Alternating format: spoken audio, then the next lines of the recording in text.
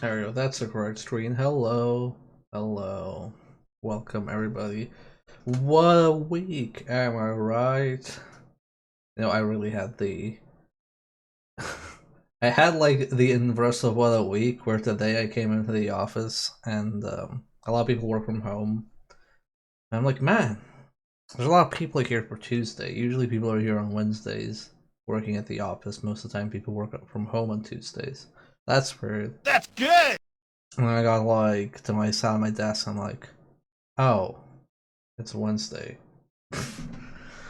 Oh, God. Am I feeling better? I mean, I'm doing my best. Apparently my eye got a bloodshot at some point today. I don't know at which point. I just know somebody was like, hey, is your eye okay? I'm like, what do you mean? Oh, it's kind of red. I'm like, oh, again. Now this happens often. This has been happening every now and then, like every 2 weeks or so for the past few months.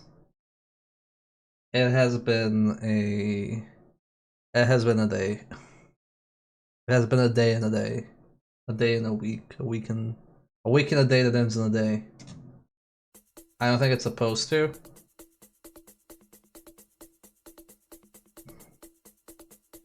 It happens every now and then.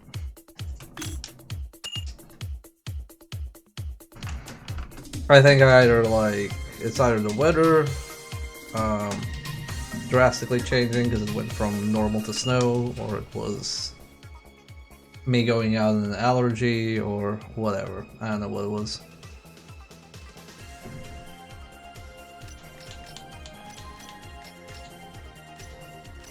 It's fine. Do I use hand lotion? No, I do not use hand lotion. Do I need to use hand lotion?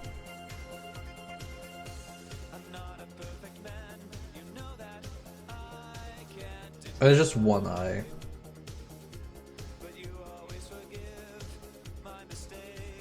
I have two.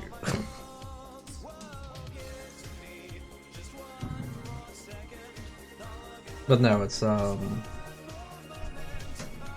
I don't know what this. Sometimes that happens. Could also just be stress. That's also an option. Maybe I rubbed with something on my hand. It could have happened. It could have been something like that. Because I used disinfectant lotion when I come to work, because they have like a little squirter. So maybe. I think it might be stress. Probably. It's fine. It doesn't actually. I don't actually feel anything. Like, so people were just more like, hey, are you okay there? It just happens sometimes. It could be that I touched my right eye with something.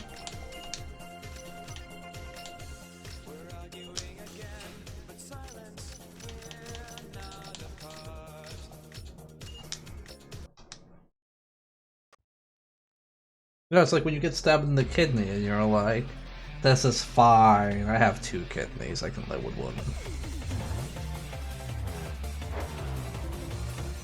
Okay, so we opened up. We haven't done this in a while. No, that's wrong button.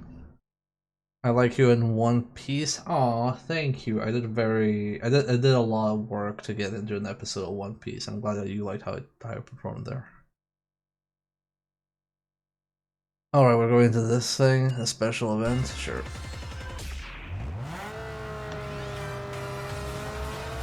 It's fine.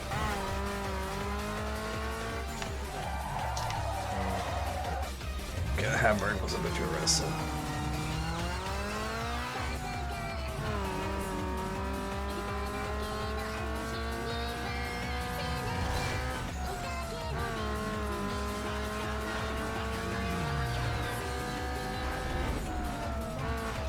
I'll just leave it all.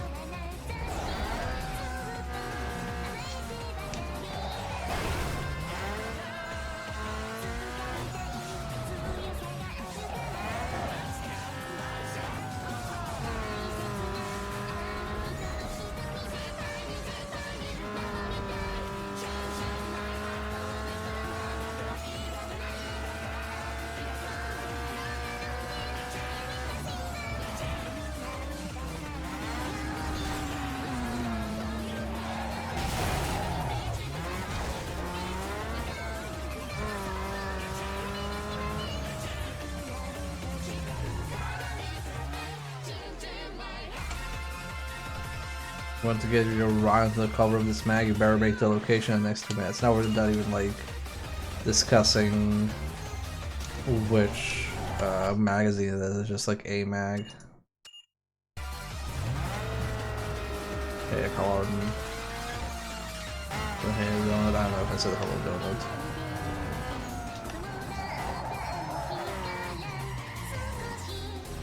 Yeah, I should have just gone all the way. No, stop spinning! These tires are out of control.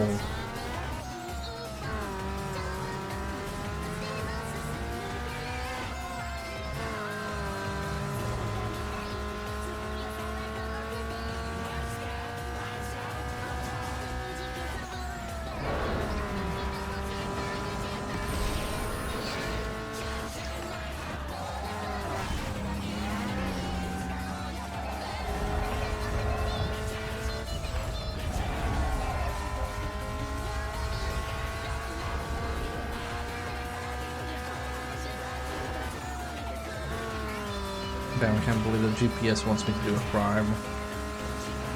Arrive on time oncoming traffic.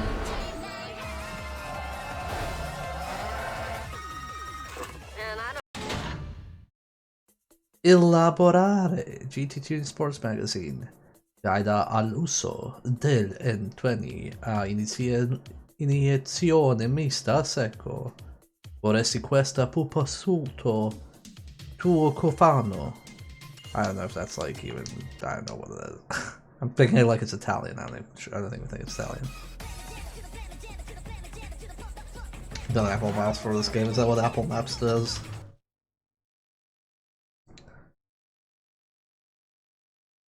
Especially stops. Do I have money? No, I don't. I'm actually kind of poor. I should probably fix that.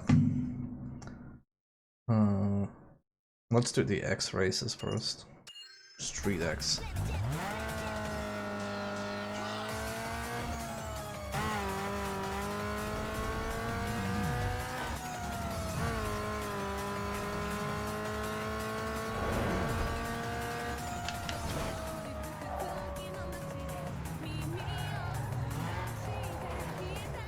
Damn, look at this sneaky map.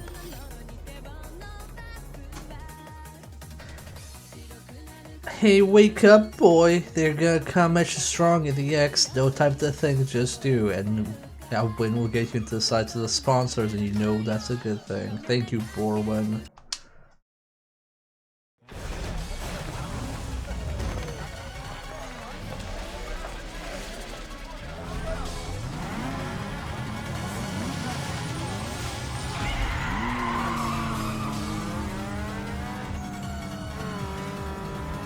So the teleports don't actually give you race credit.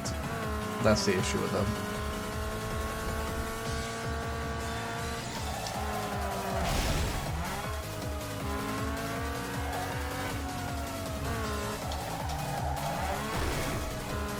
Yep, if you go from the list, you don't get any credit for the race. It's just for completionism's sake. So you don't get any money, you get nothing. Why? Because we need you to engage in the open world. It is the future, and this game was correct, it was the future. It is now our present, it is the hell we live in.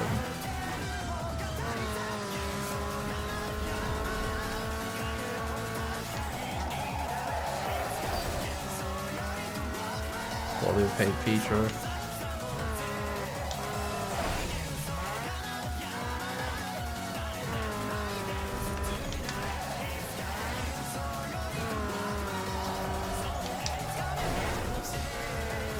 The feature was made by House of Pain because they want you to jump around the map.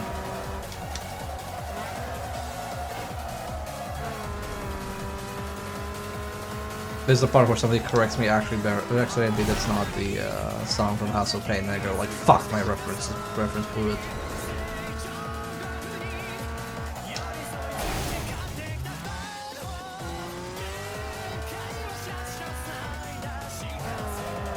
No, there's a House of Pain track. Damn, I'm good.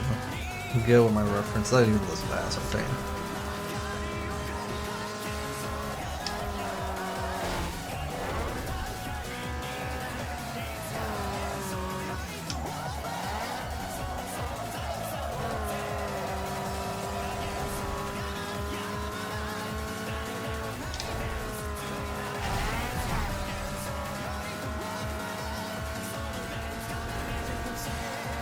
There's a category of knowledge, I don't know what it's called in English, but in Serbian, it's like a category called, well, basically it means like wide culture, wide education, and like knowing things like band songs, pop culture, well not pop culture references, but just like knowing things like this person composed this person made this movie, this person stars in this movie, this event happened on this day, it all falls under the umbrella. So trivia is a bit different. Trivia is like, I guess trivia is close to it, but it has like a bit of a different connotation.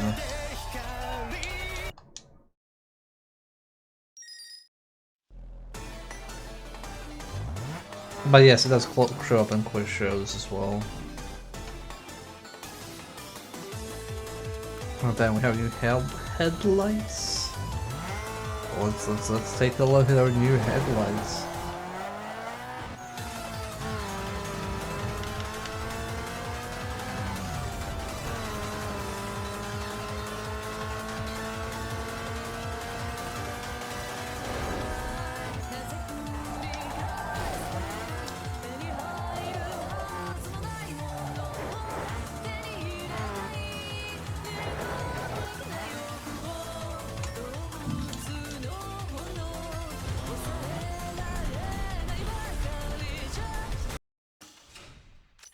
Oh wait, this is correct. Oh, it's not correct, I think. I think I want the blue store. I'm also annoyed that I can't change my vanity plates. What the hell, game developers? That's a car lot. This is what I want.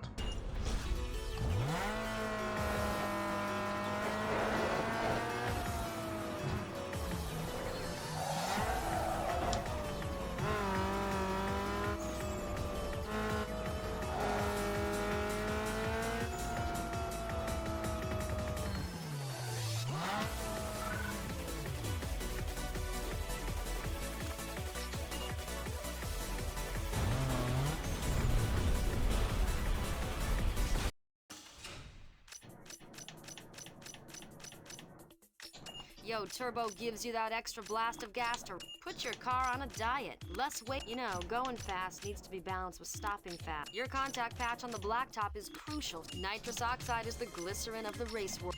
Tighten your ride and get rid of that stop.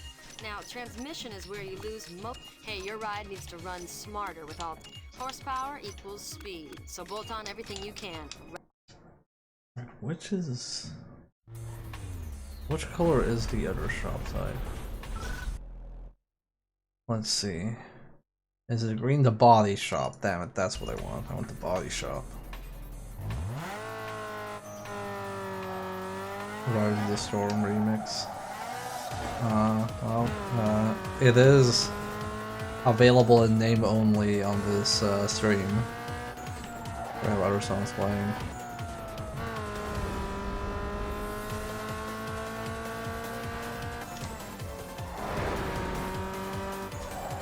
I had to explain to a colleague that was playing this with a modified soundtrack, and they're like, the soundtrack's half the game. I'm like, yep. But don't worry, I made sure it was nice and race friendly.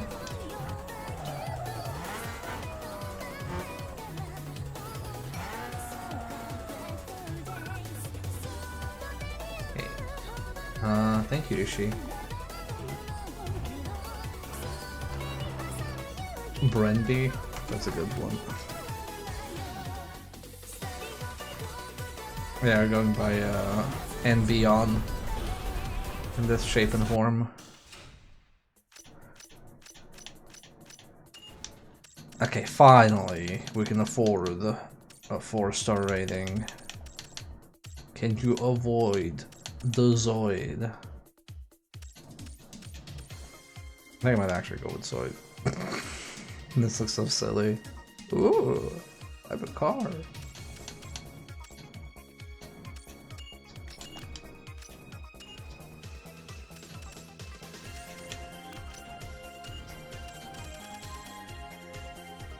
Liberator.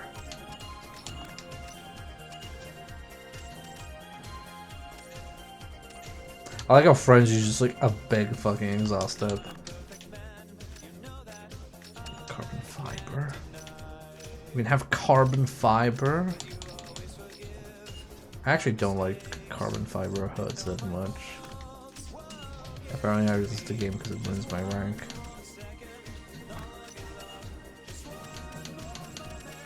Oh, my roof. Roof scoop is meant to be carbon fiber, I guess.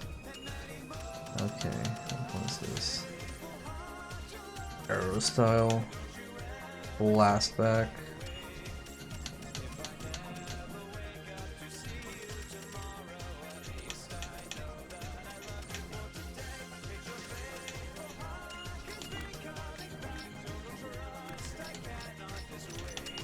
Anything new in the rooms?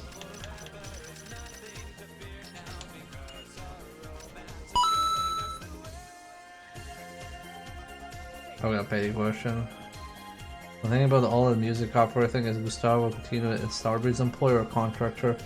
It's okay if you don't want to answer. That's more of an HR thing, and I don't want to answer it because I don't want to get it wrong. He's pretty much part of the team, but I don't know how it's handled with people working from countries that the company does not have physical representation in. I think like legally that has to be handled a certain way, so I don't know. I can't give you the answer there, I'm sorry.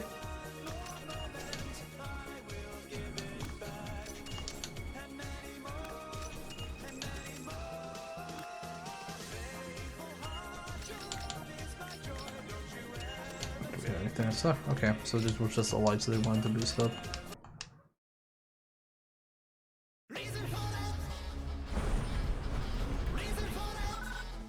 Extreme 2003 of the body mods in this Cosmic Pain. I love the body mods in this game. Congratulations, your car has been selected to appear on the Speed Demons 3 DVD cover. Head to start on your minimap to meet the photographer. See, even the game likes my mods. Oh fuck, you want me to go all the way there? Eat shit. Fuck off. The film crew is hanging out looking for their next showboy. Just make sure you cross the finish line first, and you'll get in their movie for sure. Let's just drive there. I can't wait to get there and then make me go back to the beginning of the map. Like a road trip. Well, at least we get to listen to good music.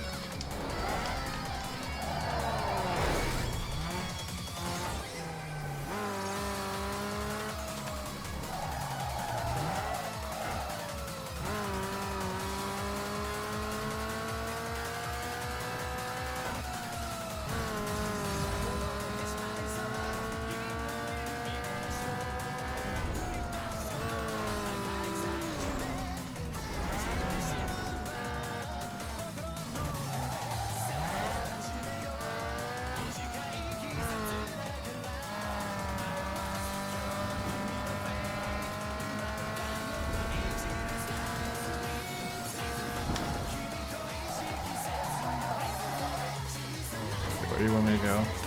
Okay, I can go here.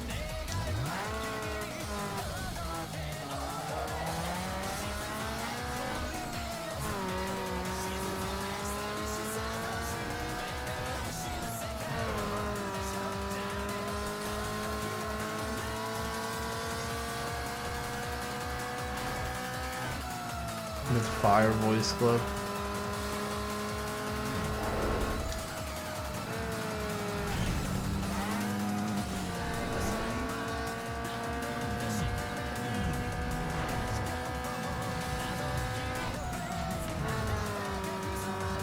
Yeah, roundabouts are so hard they made an entire game about it.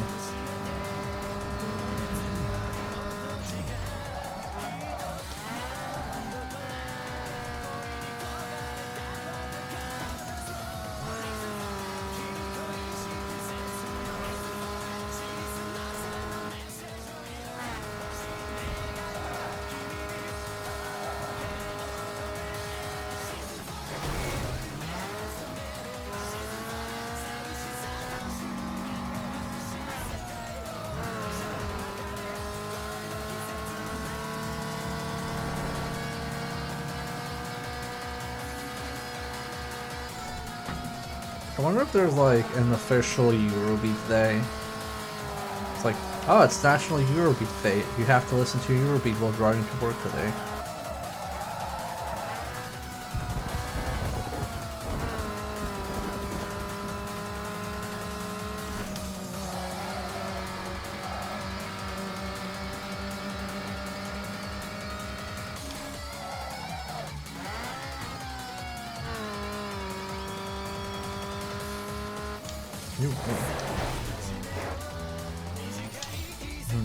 Money. I love money. It's fine, we have the Toho Eurobeat albums dropping instead.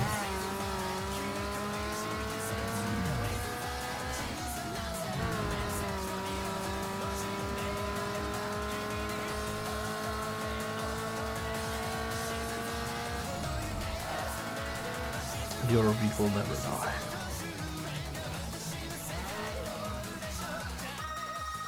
It couldn't possibly get sweeter than this. You're in the next production. You gotta like that.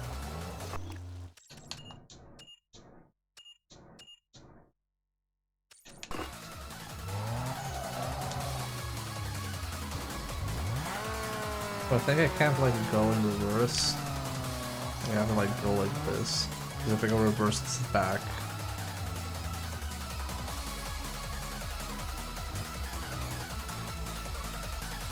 There we go on this.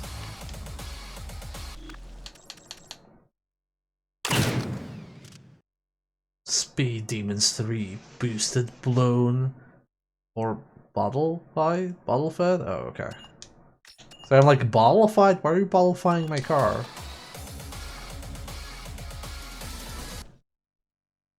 Please don't bottle-fy my car.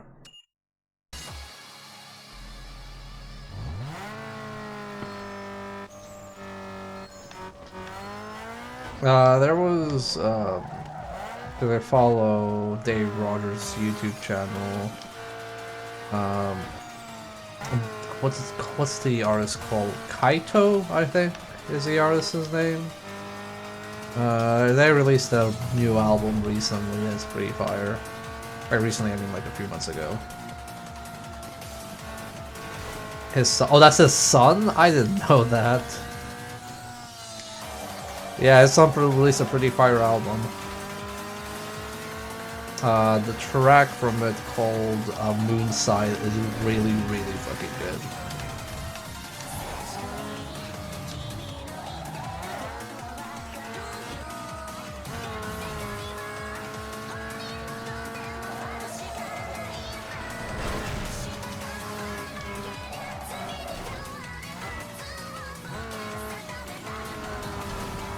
Never heard about, I know Ken Block by name.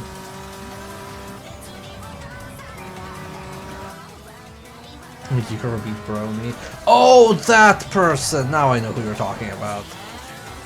No, Ken Blast. Yeah, I know who you're talking about when you talk about Eurobeat Brony. I saw their fucking channel. I know who you mean exactly.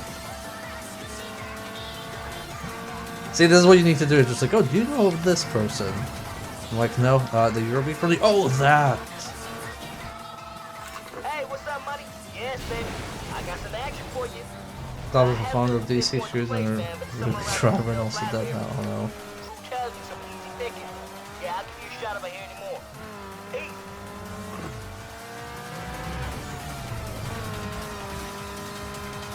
Also, reading chat while driving is dangerous. You're just crashing into things.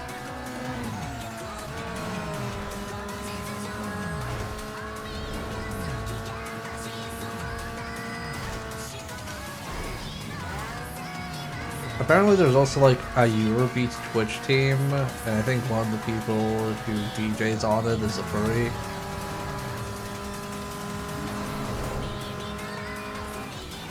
Texting while driving is so cool though. It is. Don't text and drive. I was about to make a joke, like, you should all text and drive, like, don't do that.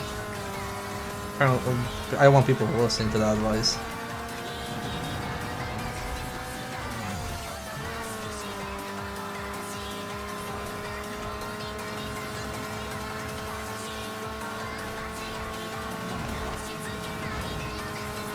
Damn, did you see how slick that was though?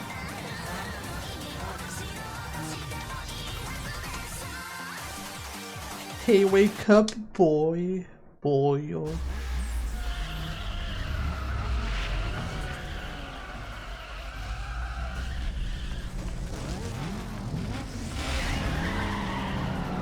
That's like how I can't say do drugs. I can't tell you to do drugs. I would be held accountable.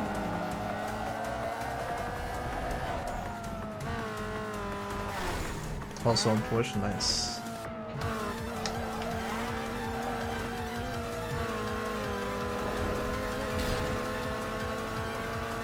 I fucking love Eurobeat, man. I liked Eurodance a lot when I was a kid.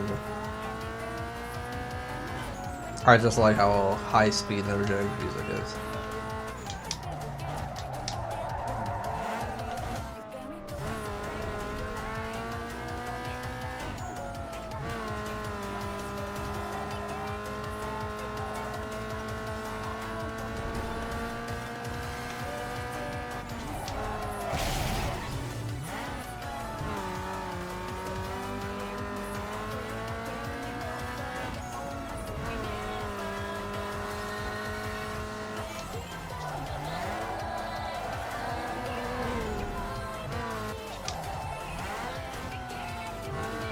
You can do roughly different responsibly.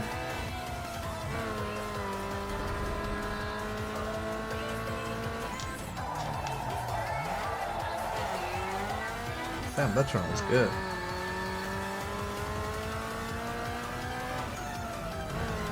Oh, we're gonna lap this loser? Haha, loser. That lapped.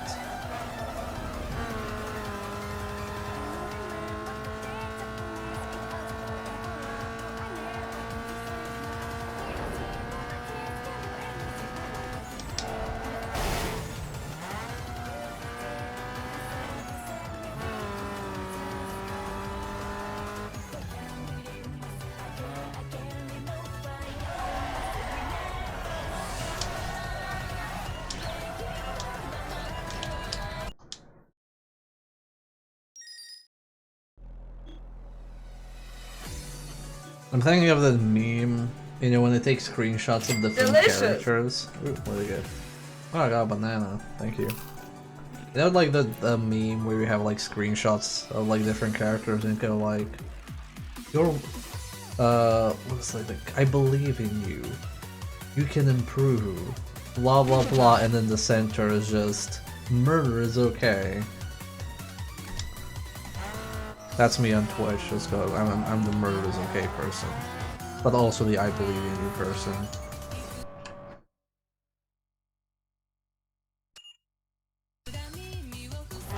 But mostly the murder is okay person.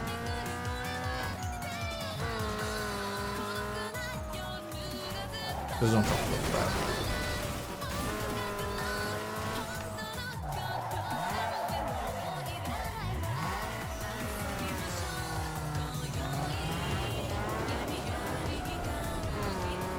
Wait, what is the furry discourse now? Please, I can handle only so much discourse nowadays.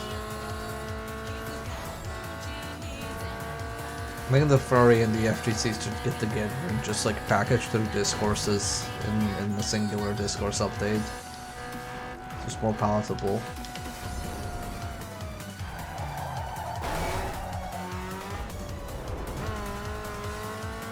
Drugs bad, put bad, Pokemon animal, over 30 drugs and then repeats. Drugs are bad. Who let the children post on Twitter? Again. I think out of all of the God, there's also insane. I think the over 30 is you should leave the fandom is the wildest one.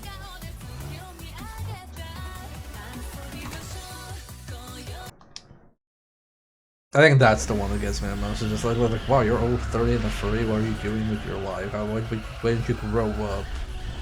And I'm like, my dude, I will never grow up.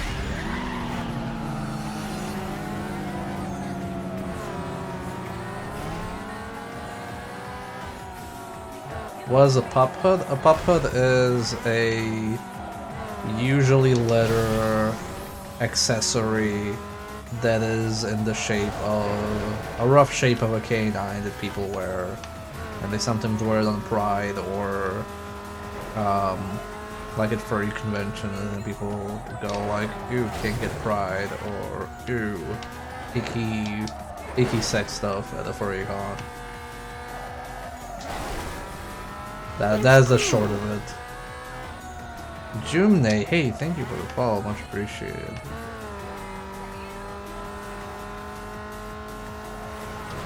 Cool streamer, by the way. She kind of gave me the idea to stream through Arkham Asylum, because she was doing Arkham Knight.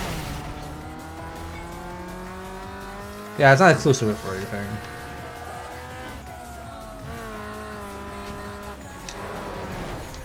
I'm gonna try and... We're on lap 4, I'm gonna try and not lose. With BDSM stuff, it's called, yeah.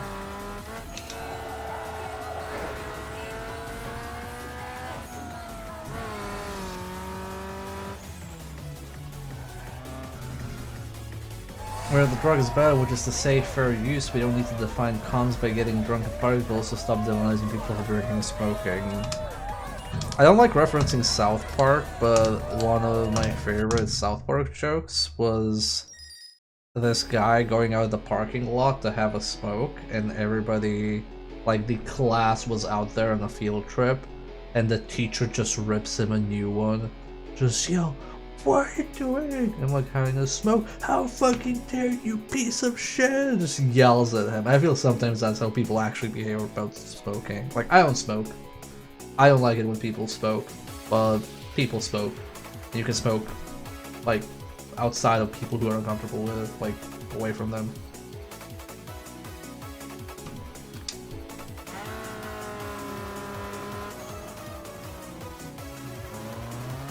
Or smoking weed makes you an evil person.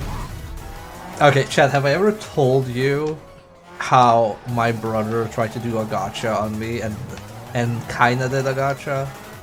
I need to tell this story. I need to tell it. So when I was still living with my brother, he was like, "Oh, hey, what do you think about, smoking pot? Do you think that's bad?" And I'm like, "No. I mean, it's illegal, but, like, I don't care if people smoke pot, they can smoke. It's like a light drug. I don't care." "Oh, okay." And then he started smoking pot in the apartment, and he's like, I'm like, "Why are you fucking smoking pot in the apartment? That's kind of risky because of neighbors, and also it's thick." "Oh, wow, what a hypocrite. You said you were okay with pot, and now all of a sudden you aren't? I thought better of you." I'm like, no, that's not how you ask things. Fuck you." So my idea of a pot is like, you can smoke pot, but please don't do it in, like, the place I'm paying rent. Your brother's such a dingus. Sorry, I had to reread who said that because I thought Necro would say that because he says it all the time. He is kind of a dingus, to put it lightly.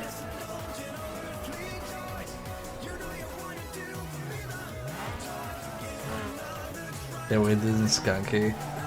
I mean, I'm fine with pot, but don't fucking smoke it where I sleep. Oh, are we gonna be able to do this? I don't think we can do this with this car, but we have enough money that we can switch cars and do it with that. Where's our drag racing car? No, not the Hummer. I'm not gonna drag race with a Hummer. Was it the TT? Or we're like, oh, the TT is kind of busted, or was it the A3? No, the A3 is kind of busted. Yeah, look at those stat bars. What does it have such stats? We didn't even modify this car. Let's go modify it real quick. Then we can do some drag races.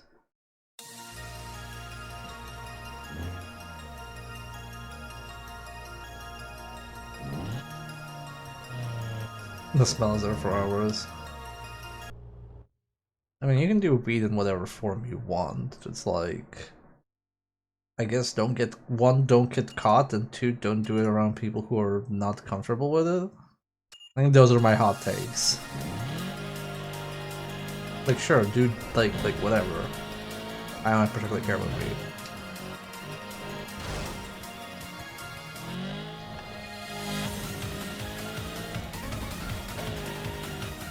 I've only done pot once in high school and it didn't do anything for me. And I was like, well, because drugs aren't for me. It was probably just bad pot. I remember in high school, because you know how in high school everybody likes to pretend they're cool, and there was this one person who is actually very cool, by the way. He was like a new classmate, and she was pretty. I think by all definitions, everybody would agree. Yeah, she's pretty cool. We were talking, and she like obviously did pot, and I was a very nice little child in high school, very Puritan. And I thought like, yeah, I did pot, and like, you did pot? Okay, so how did it feel? I'm like, I didn't really feel anything, to be honest.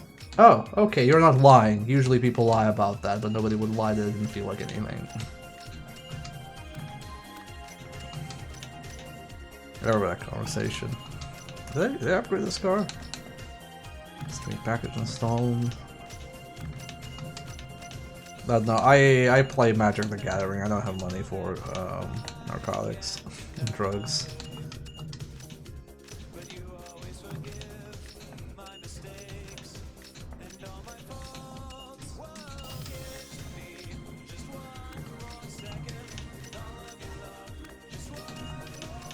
Cardboard crack is more expensive than actual drugs and actual crack.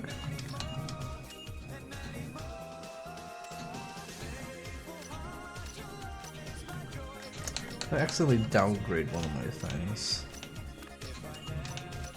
No, I did not. Okay.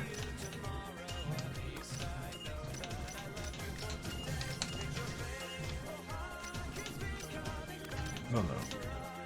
Did I not install Turbo? Fuck, I'm out money for Turbo. Fuck.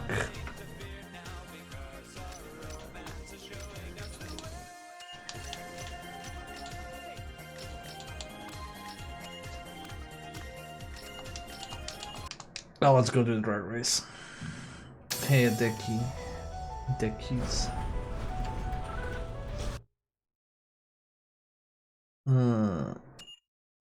Let's go drag. That was always such a drag. It's called Steam sales. MTG is my weed.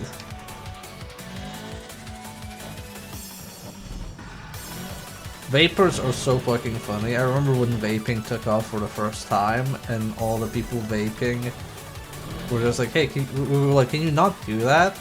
Just like, this is not smoking, this is vaping. Yeah, but there's no smoking zone. But it's not smoking, it's vaping. TT. Blow smoke in your direction. And like, what? And then like legislation just caught up really quickly. And server just like, no, you can't fucking vape in a smoking area.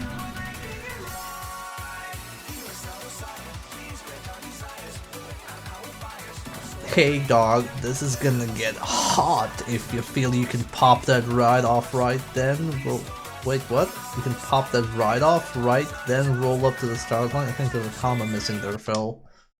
Please use comma in your SMS. The fat died, yeah. Oh no, I overwrote.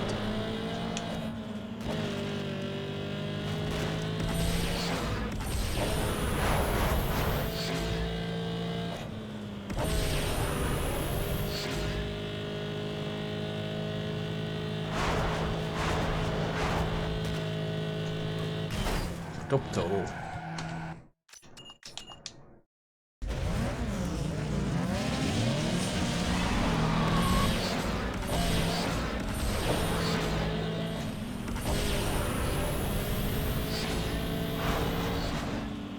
Damn it, I tried to block him off.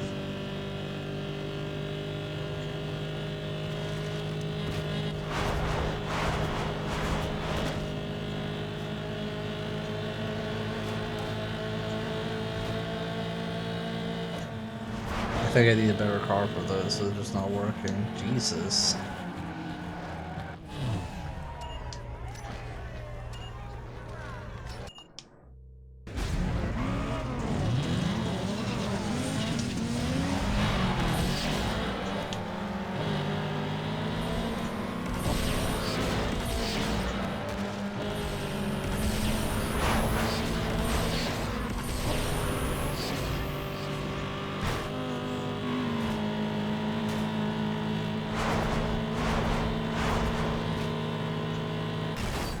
Yeah, I don't think I can do this with this car.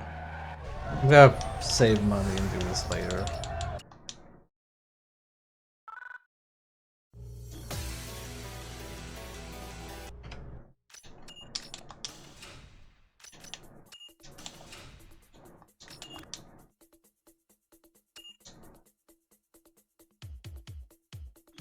You know what? I'm also just gonna try it once with the Corolla.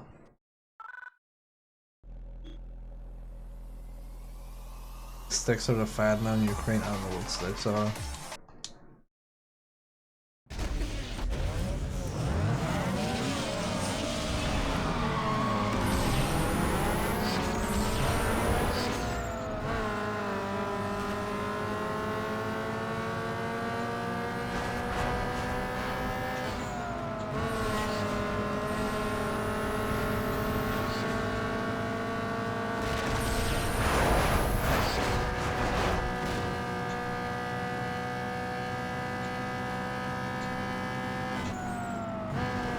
Oh, they might actually be better off. Oh shit, okay. I guess the Corolla is actually good enough for this. Let's try that again.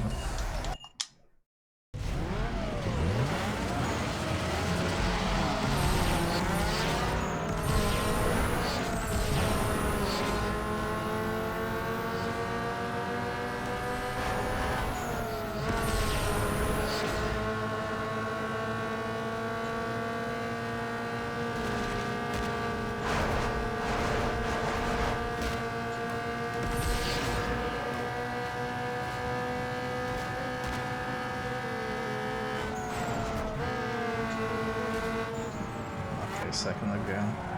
That person just fucking skyrocketed. What's the strat in these races?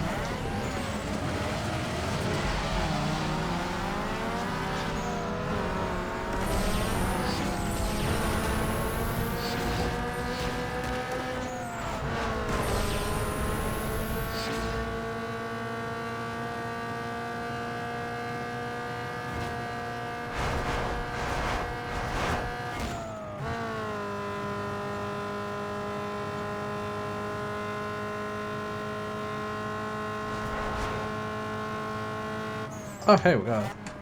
Hey, the Toyota Corolla is officially drag certified.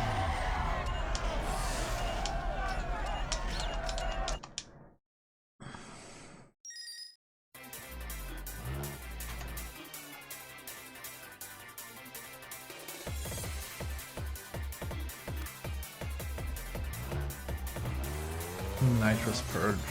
I'm gonna go to the body shop for that, or I think it's a green one.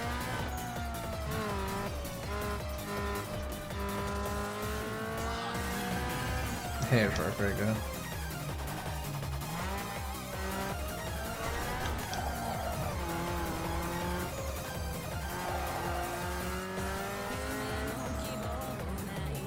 Motherfucking soundtrack, it's Toho Eurobeat. It is, I don't want this channel to get banned from Twitch. Oh no, these are the bodies. Mods, I need the blue one.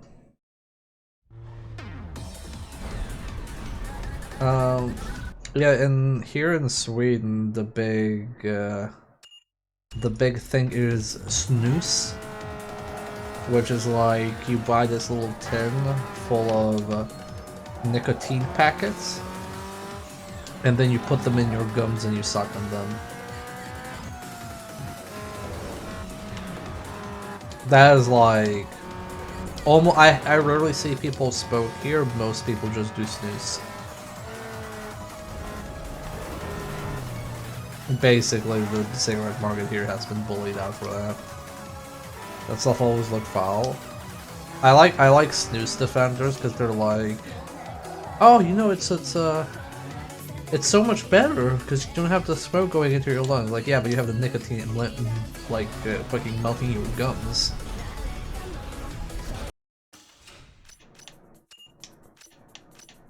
That's turbo nitrous oxide. Oh wait, is the nitrous purge different? The game crashed.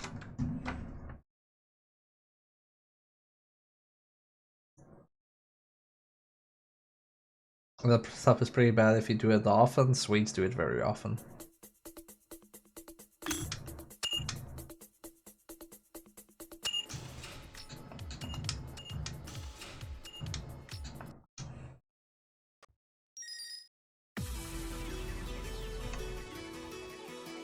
Baby car specialties. So is that the car specialties is yellow? Okay, that's the fancy stuff. Yeah, it's like chewing tobacco except you suck on it.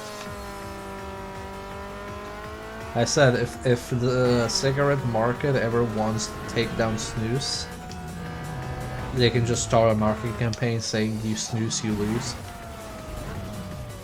Just writes itself.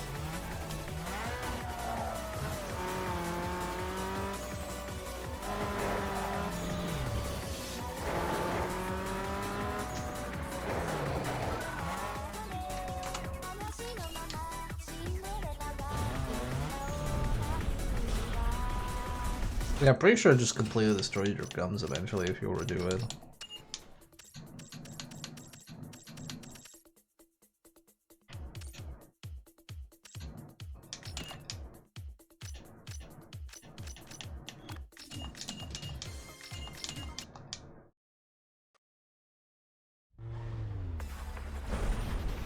Okay, where are we going now? Not entirely sure what we're doing. Okay, we have to finish a bunch of drag races here. We're just trying to finish as many races as possible.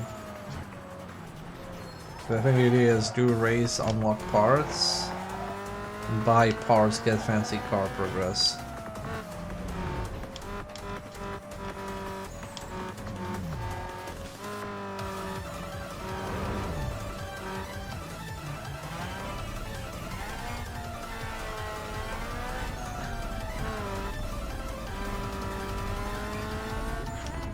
I think people here are very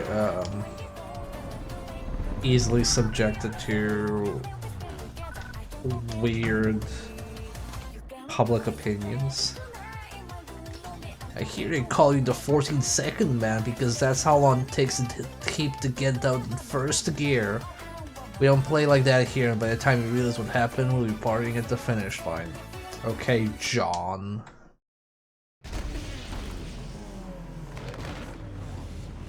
Like, if the marketing for snus or the public opinion for snus here is like, oh, you know, snus is like so much better than cigarettes, and every Swede will tell you how much better it is than cigarettes. Whoops. Oh.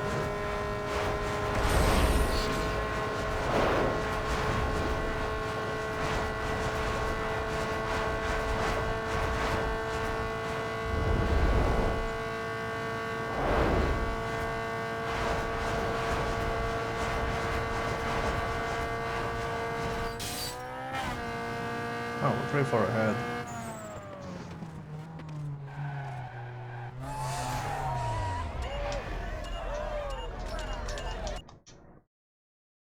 It's how, like, Swedes here are taught that Sweden was neutral in World War II. And I'm like, that doesn't sound correct. Like, when I moved here for the first time, and then somebody mentioned, like, oh yeah, you know, we were neutral in World War II. And I'm like, that doesn't sound correct. I don't recall that. Oh, well, yeah, you know, we sold resources to the Nazis, and then we told the Allies where the Nazis were, so we were neutral. And I'm just like staring at the person telling me this, like, that's not neutral. That's playing both sides. Well, yeah, it evens itself out. And I'm like, what are you talking about? And then, like, when I went on some tourist trips, like, the tourist trips also mentioned how Sweden was neutral during World War II. I'm like, am I insane here? What's going on? Yeah, it's like I'm neutral as interpreted by the Mass Effect morality system. Sweden played a few BioWare games and they were like, oh yeah, I guess we are neutral, huh?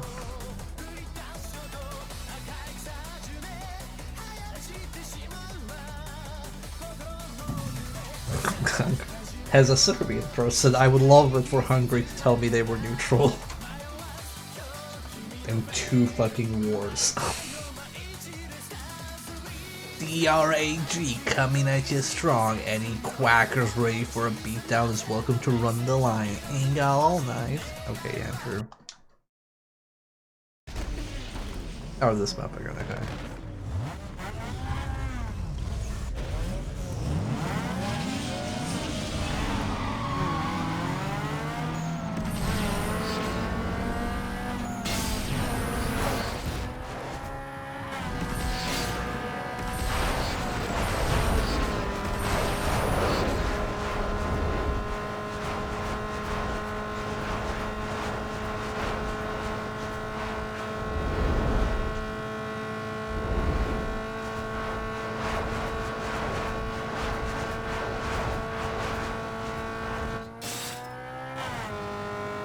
Okay, almost fucking spun out.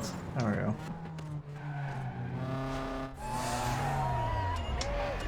I don't know what Andrew called me. Do you think I give a shit what somebody called Andrew calls me?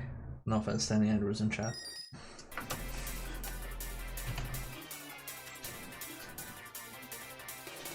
Performance shop, body shop. Okay. Andrew.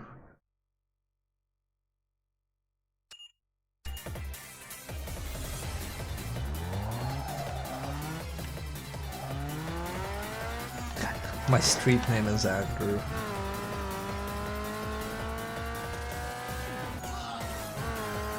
Now I'm thinking of terrible things where somebody makes like this super sparkly persona, like this elaborate dragon with all these patterns, and just like, what's your persona's name? Oh, Josh. Wait, is your real name Josh? No, no, my persona's name is Josh.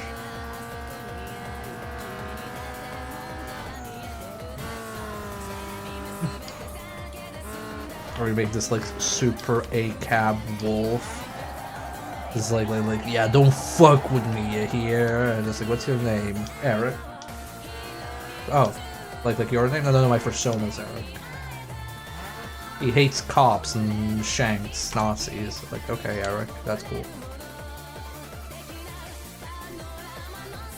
You flashing if you think you can take us in a ride of yours, but hey, whoever said a sucker's bank ain't good. Come on, boy, go ahead and line up for a weapon. I'm kinda annoyed that everybody keeps referring to me as boy. At least refer to me as dude, that's like gender neutral.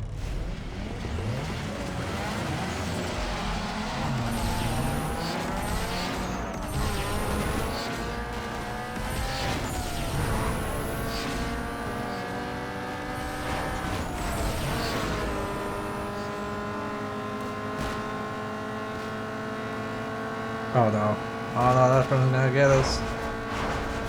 No, I didn't shift correctly.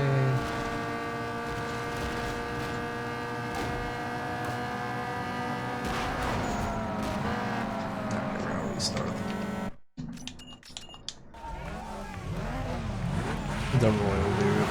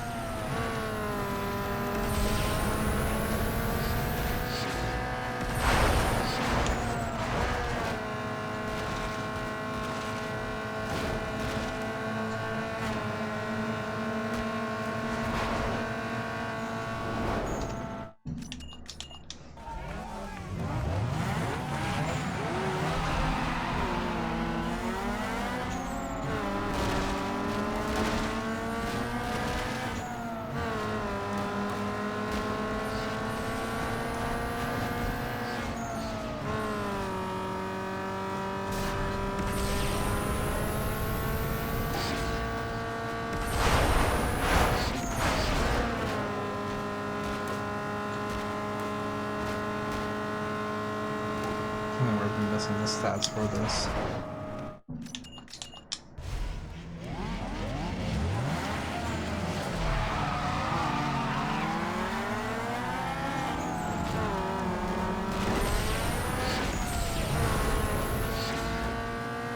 I'm so sad that the yellow card didn't play. Oh shit. Nope, I flipped. That was a very weird interaction.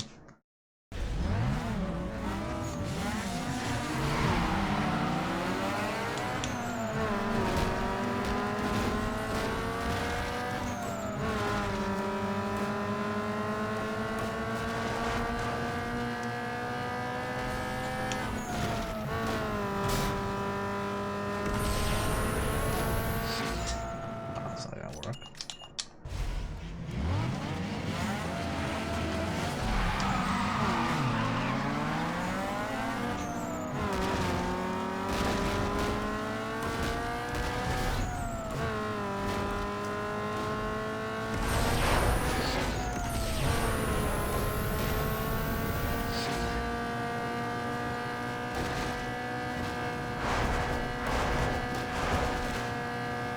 Fuck. Yeah, surprised it didn't tool me.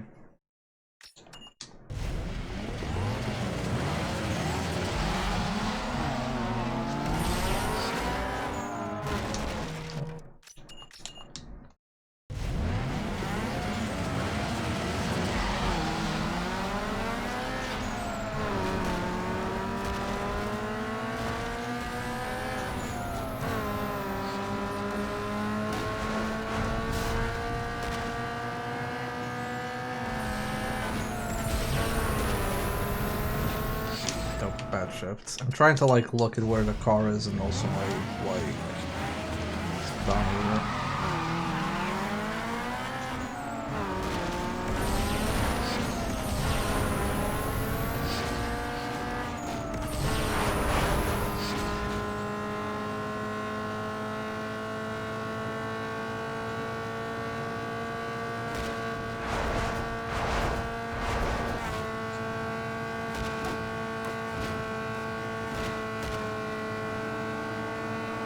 Another match after me.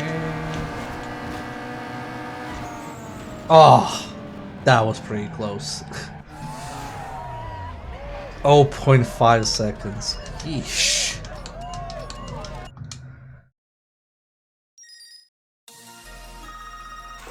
Maxi Tuning is out scouting the street for a car good enough for their cover. Can you cut it? From Maxi Tuning, looking for hot cars for next month's cover. Okay. Notorious rubber banding. Yeah. I remember how hard that Need for Speed races could get.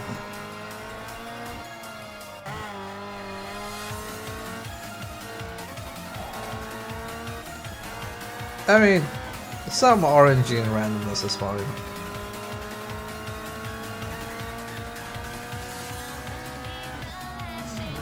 I think it's good when you don't just have a breeze of a time where you get so much of a lead, you don't have to worry. Like, it's good to be on your toes. But obviously if it's too much, you get shit. Very delicate balance. Yeah, now I'm remembering drive avatars. Remember drive avatars? I remember when that was a big thing. Yeah, I wanted pizza.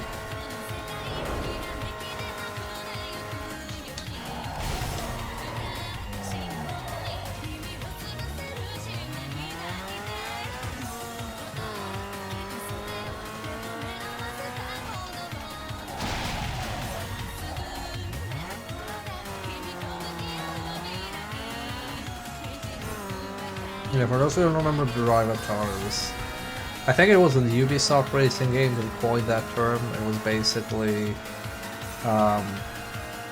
like shadow AI, ghost AI, whatever you want to call it, of players. And then like depending on how well you race, you have your drive avatar race against other people. Yeah, the crew. Yeah. It was Forza? Oh, I thought it was Ubisoft Cruise.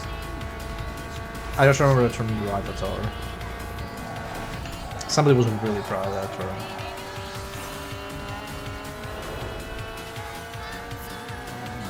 It doesn't get the point across.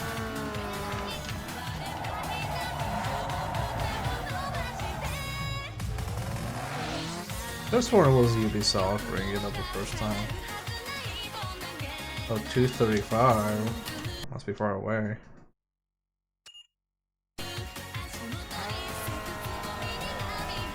Well, that's Tire Bender.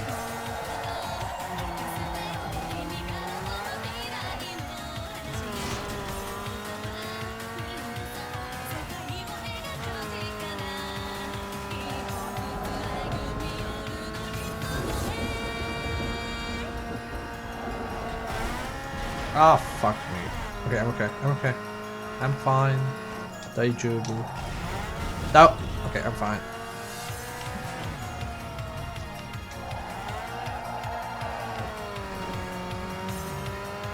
That one Simpsons episode where they were watching NASCAR and waiting for car crashes and like the car flips 50 times and just lands perfectly fine. Aww. We want to crash.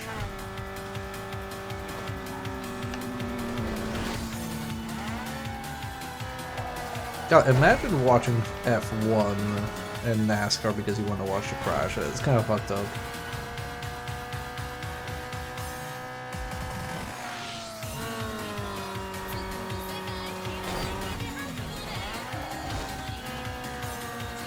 I hope somebody fucking crashes at 200 miles per hour. I want to see the thing explode.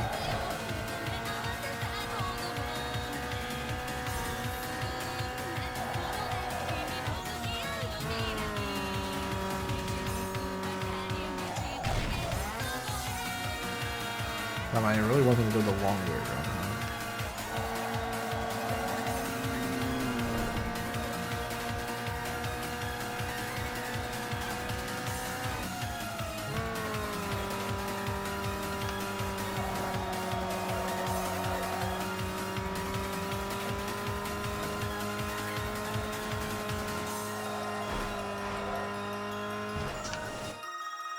For real, bro, you just landed on Maxi Tuning's cover.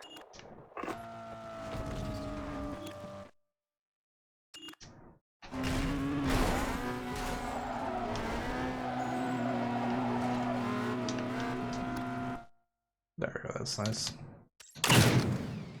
Maxi Tuning, los adelantos de la competición a tu alcance. Butchering that.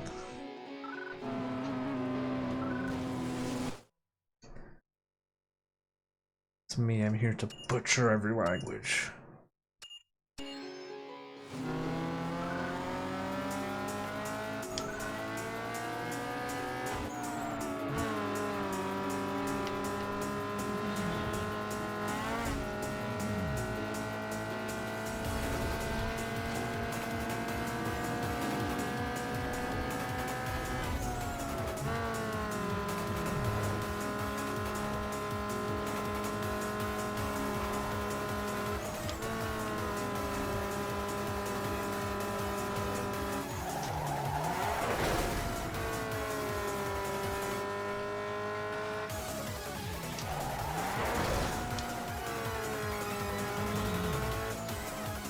Well, this is illegal on a run racing. The cops are never referenced.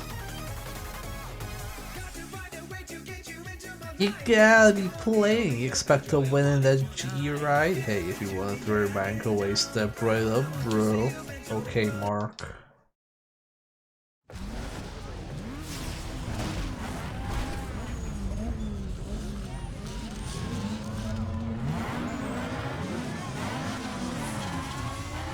Find the G right. The G right wasn't saying me all along.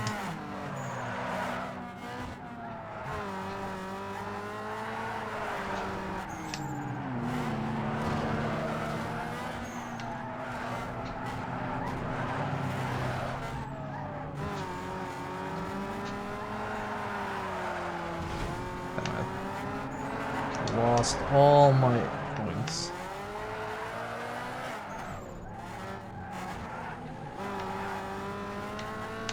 All my apes gone.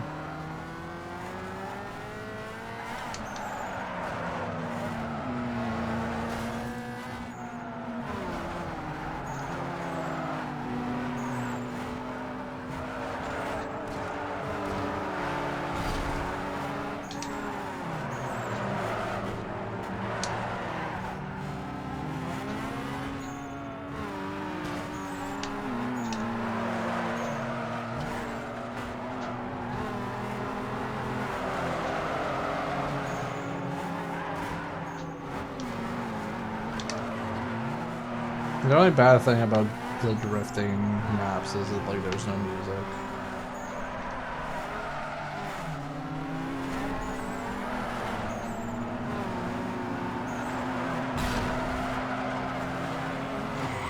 I finished third? What? That's not gonna work. My machine's fine.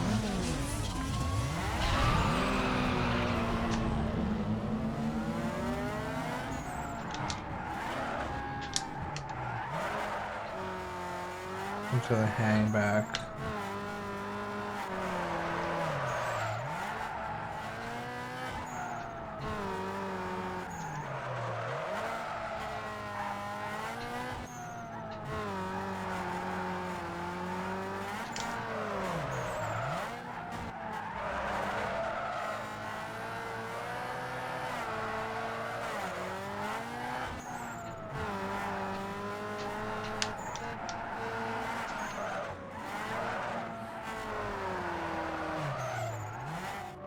Superb grip.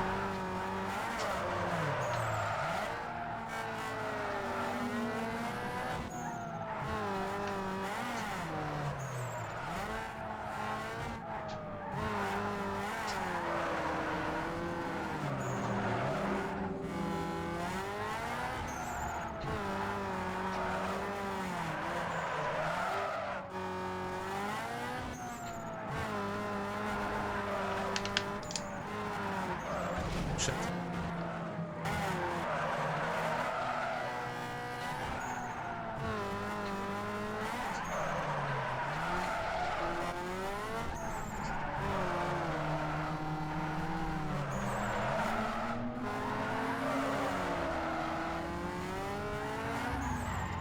Winner, winner, chicken dinner.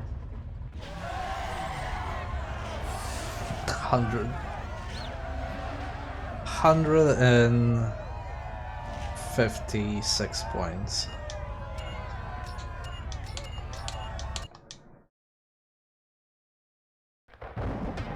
Also, I hope that people like the smug emote. I'm pretty happy with how it turned out.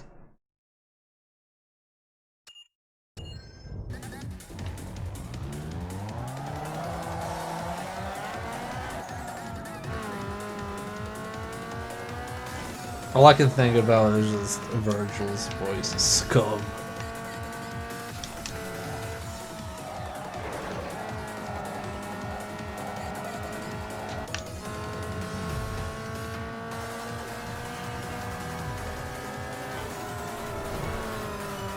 Virgil's favorite name is Monkey. Favorite game is Secret Monkey Island, who were made in scum.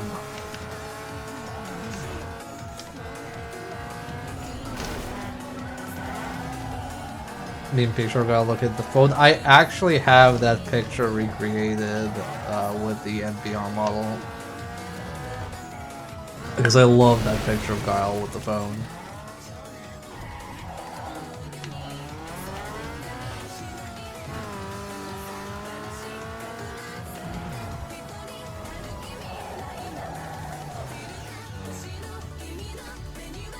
It's so fucking funny, I love it.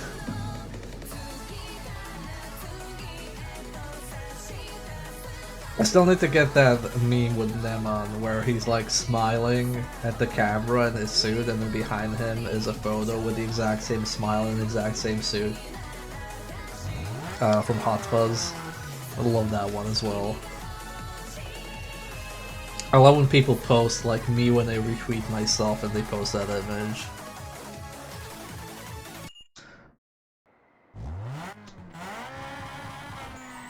Okay, this is solo drifting, okay.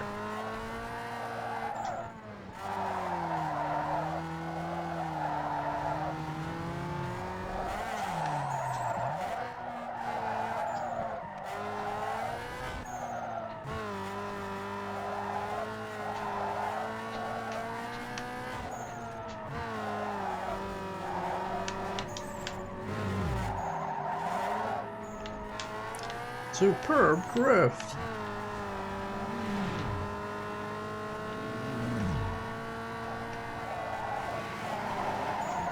Oh shit. I missed the outrageous drift. Well, I gotta restart. I can't just lose an outrageous drift.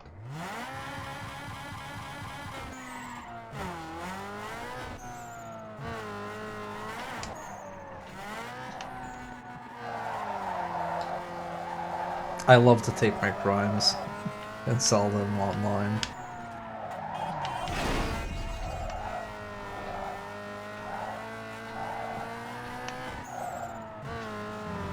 This one's huge! Damn, I am fucking messing this up.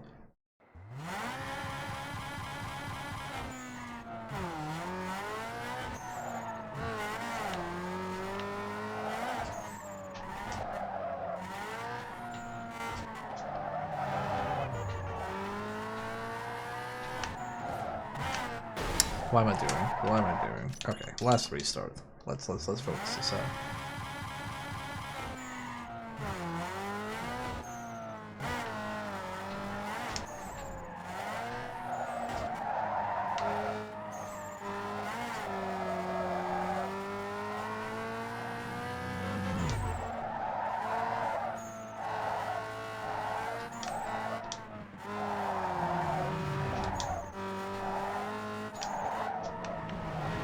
Okay, yeah, let's cash that one in.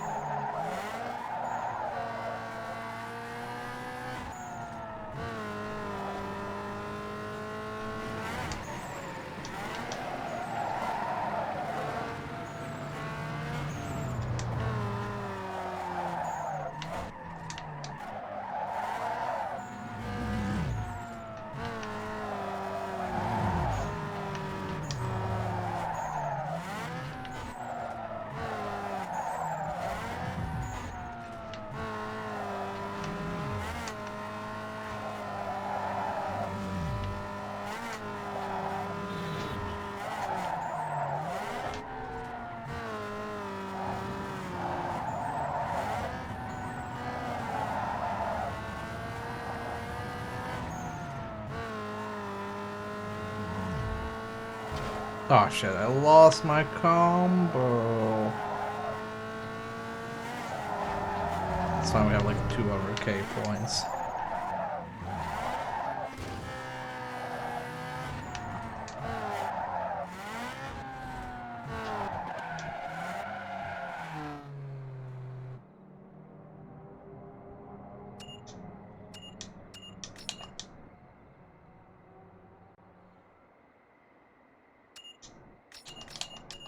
Yeah, it sucks, Clarton.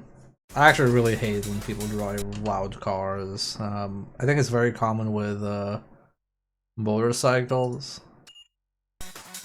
Like people will be all just rev up their engine to be as loud as possible.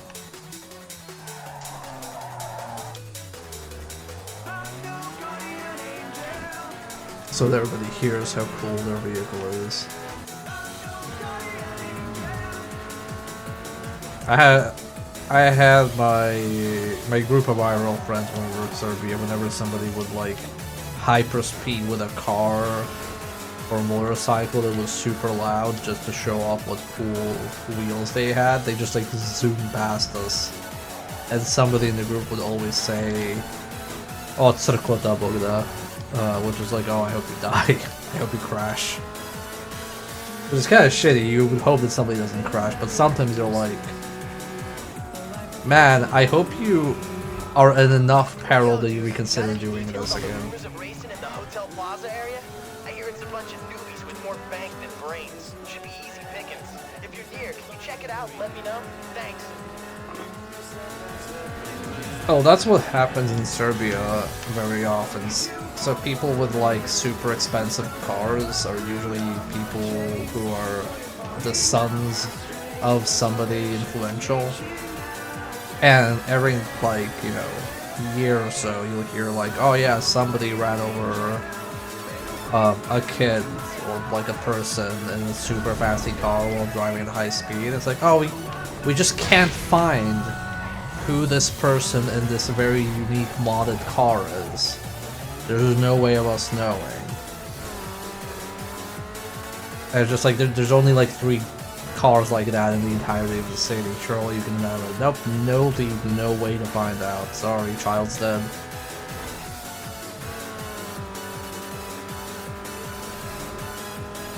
This has happened more than once, it's kind of fucked up.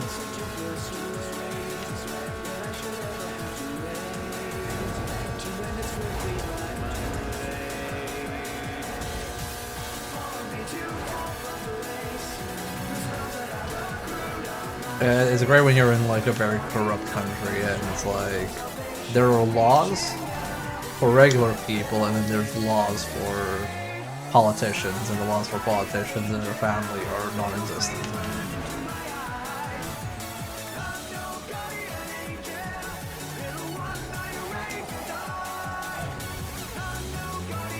Yeah, exactly. Like there's only a handful of people who can afford something like that.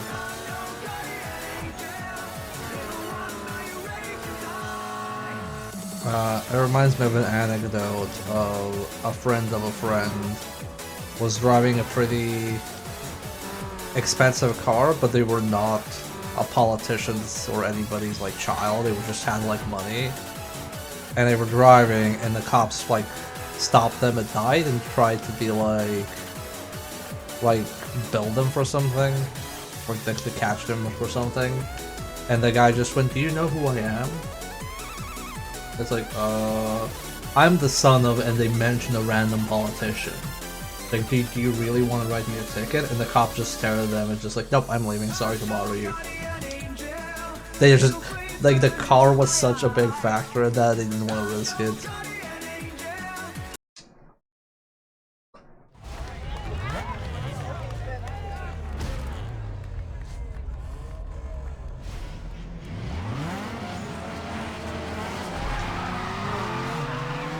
Oh no, I over-revved.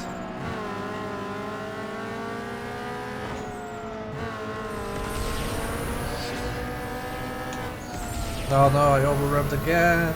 No. Dude, that crash was cringe. We could have died.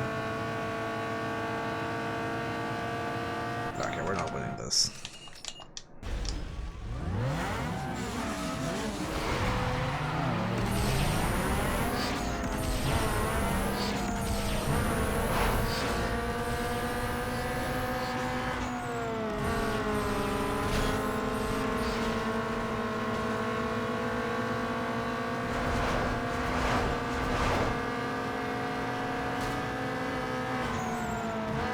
Trying really hard to get these people to crash and die so we can win.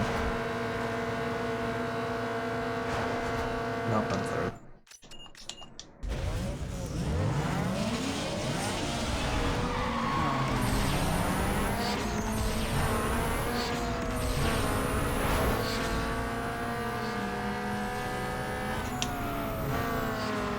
God damn it.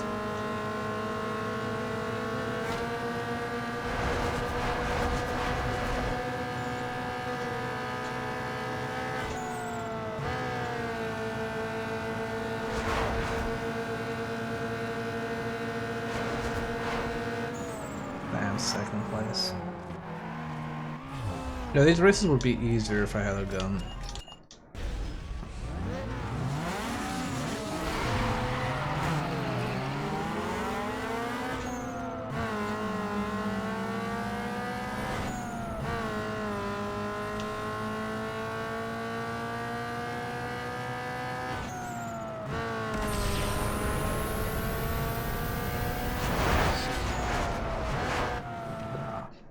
I think I have to just grab the lead and not lose it.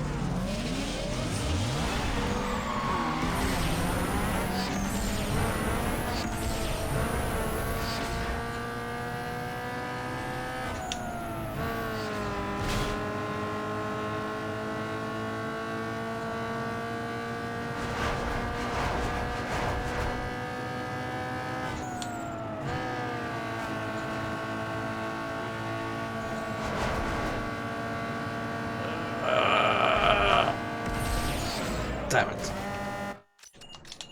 Close.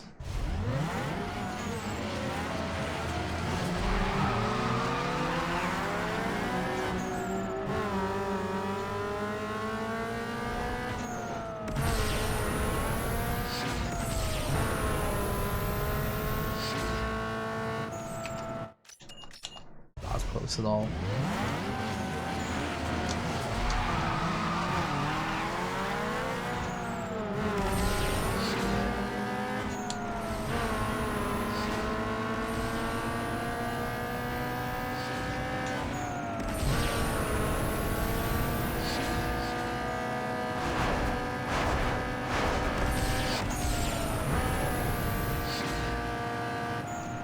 Before.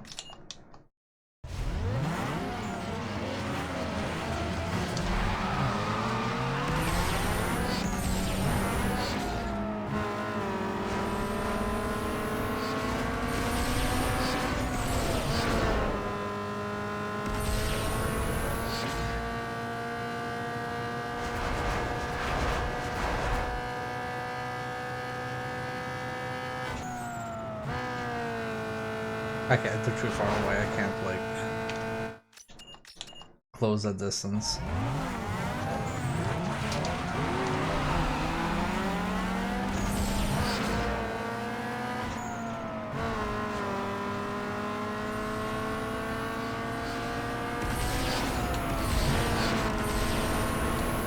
Ah, eat shit and die.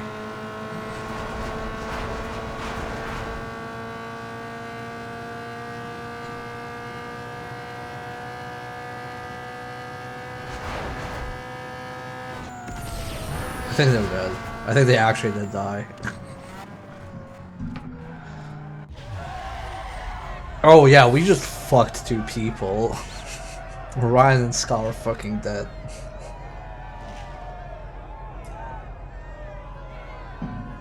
I'm bad! This is how I win.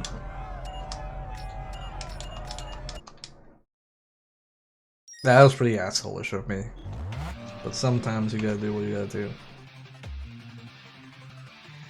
Ooh, new turbos. I'm actually gonna grab that. What's the nearest performance shop? This one? Yeah, let's grab that real quick, and then we'll do the run racing leg, because turbo's pretty important.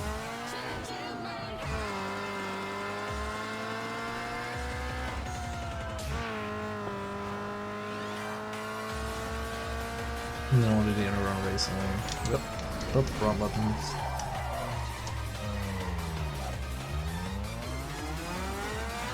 Dude, there was a period where I used to drive racing games exclusively like this. Because it was the easiest for me. But now it's like much harder to do.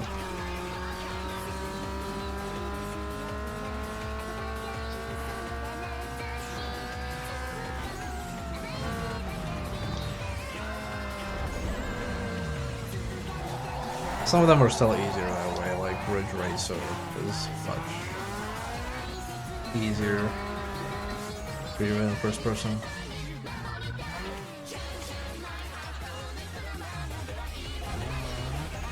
Ridge Racer.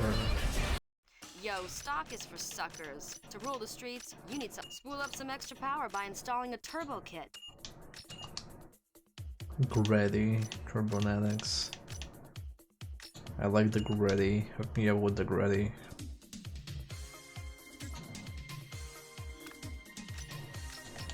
Break the barriers of top speed by slimming your ride. Now, bigger is better, so upgrade your contact patch on the blacktop is crucial. So, nitrous is extra power stuffed into a tank, ready to explode when you need more speed. Harden your suspension and slice through. Now, transmission is where you lose most of the transmission power, too. so any upgrade will help you get more ponies. Clutch master. Hey, your ride needs to run smarter with horsepower equals speed. So bolt on everything you can. Right here is the place to do it. Let's go to the run racing league.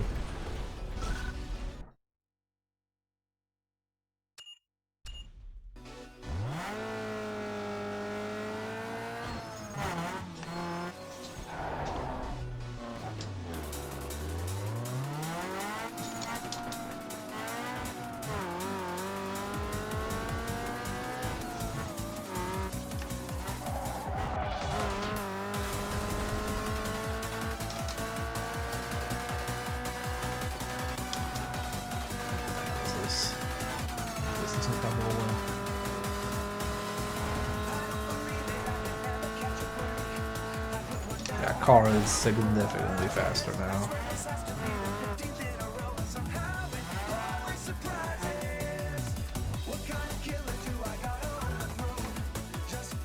You better get to business on this one because the URL is fastballing at its best. No room for fronting bammers here. You roll out like you're flashing, you ain't never gonna get a chance here again. Okay.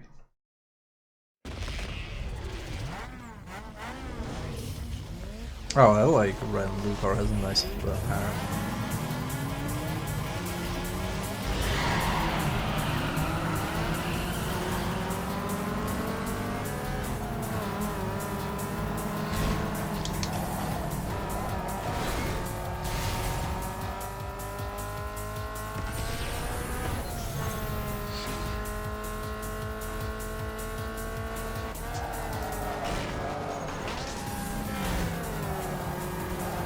I love using it with cars with fucking sharp turns.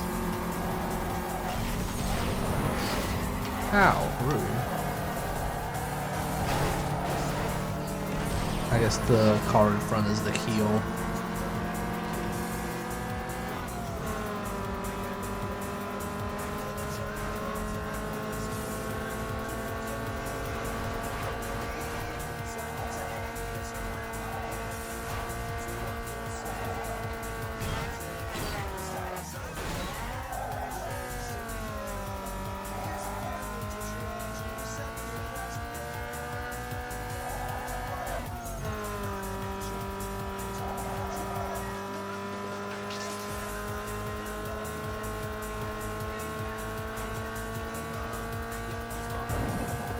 Oh no, it's raining. Oh, that's... What the fuck is that turn? That turn is fucked up.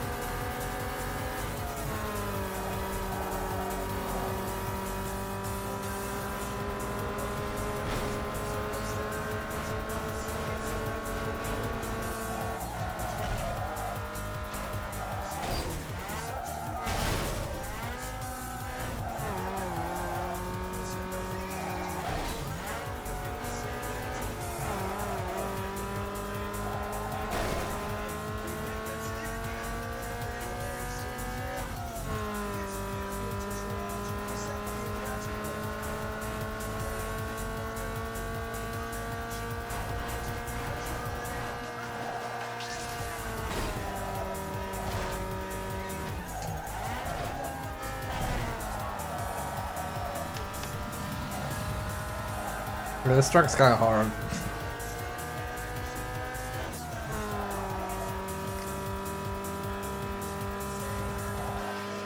Although I like it. I like when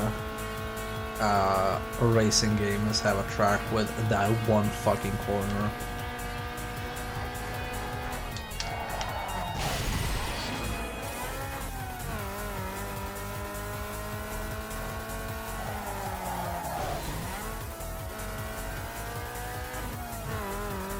Five laps though is too much, I agree. I would have gone for 4 or 3.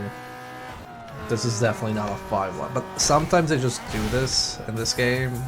They'll just throw in a 6-minute race. Yo, dogs, what the fuck? I was in the lead. That's a lead. Fuck.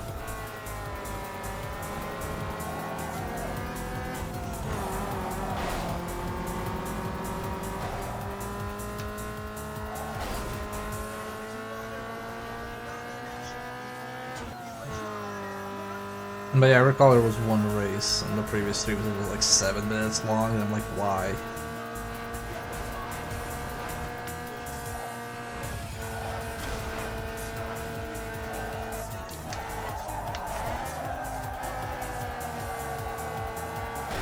Okay, I'm proud of that drift.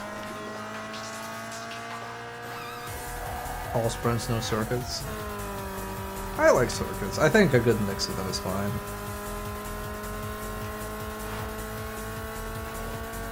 I like variety.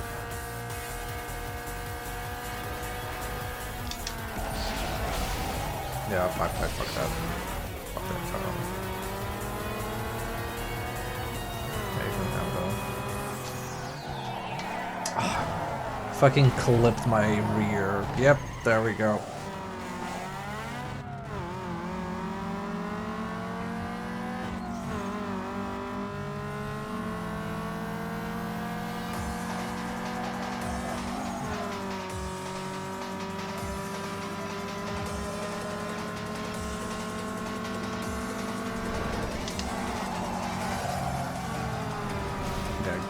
Get out of my way, loser. On a mission from God.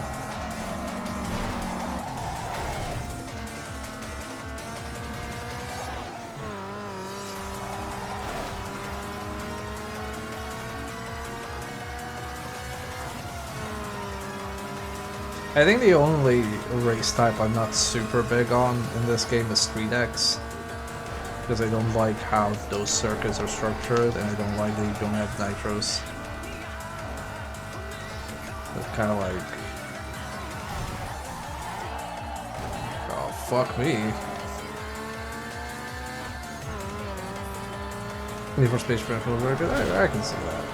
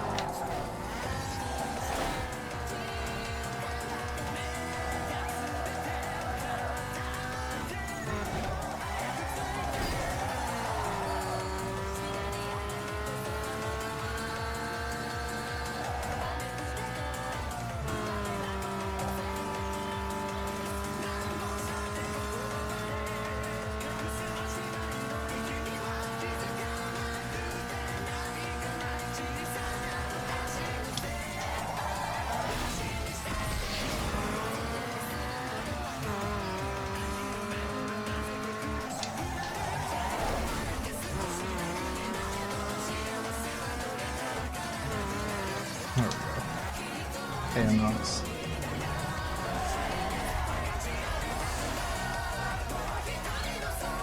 The full mooncake. You know, I tried mooncake when I visited the US last time, but I don't think it's for me.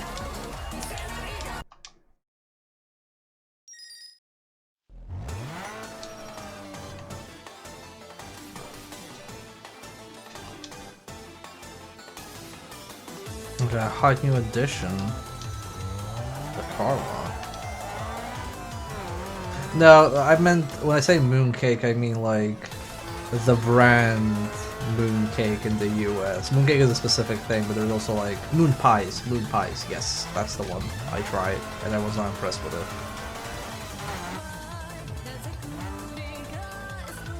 Yeah, I was like, ooh, moon pies. Do they test Moony? And then I try, I'm like, oh. Okay, I guess. This is tight, boy. The URL is no flammy run.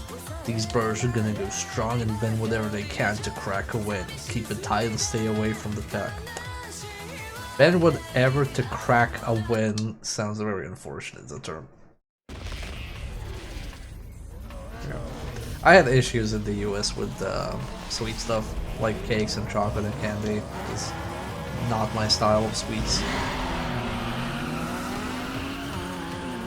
Some of the snacks were fine, but like anything I bought I just couldn't finish the box. I just left the. When I was visiting VO, I just left the VO with half-eaten boxes of sweets. I'm just like, dude, I can't eat this. This is like, doesn't taste that great.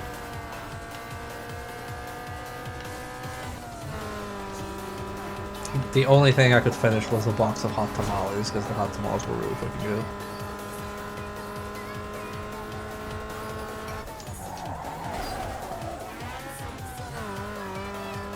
Got another 5 lap race? Okay, game.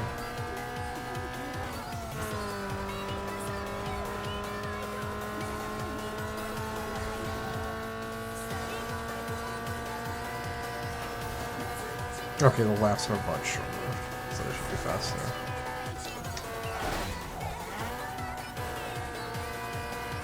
Yeah, 1 minute, 7 minute and a half. Yeah, well, that's fine.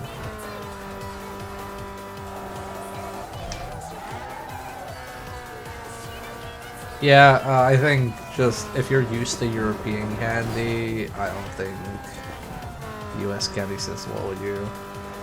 However, if you're used to US candy, or European candy, Asian candy, especially Japanese stuff, like Japanese pastries, God, they're so fucking good. I had a sweet bean pastry from a French bakery in Japan. Like, that was some of the best shit I ever had. I was like, how is this in this? How is this real? Then again, food quality in Japan is fucking insane.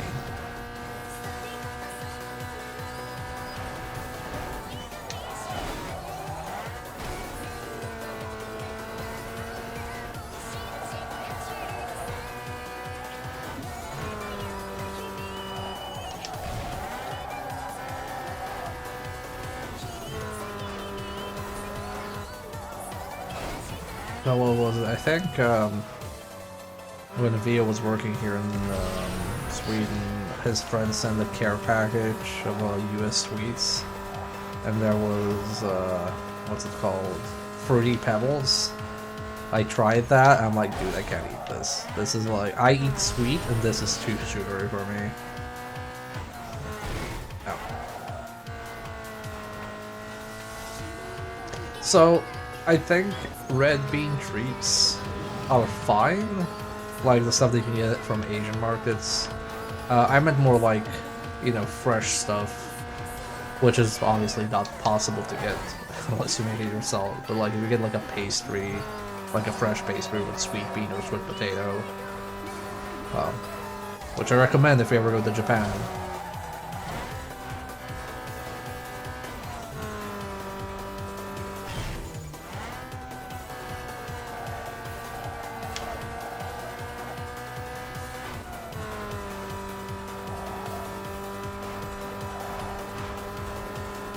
Yeah, I'm probably gonna disappoint chat, but like all the Americans in chat at least. But my go-to cereal when I'm in the U.S. are Kellogg's Honey Smacks, which I guess have a terrible reputation in the U.S. for some reason. Whenever people talk smack about them, but I like them. They're just like, they're kind of like the sweet amount I like from a cereal.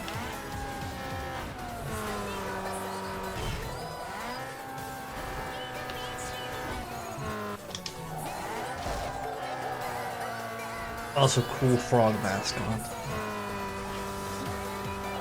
Talking honey smack, yeah.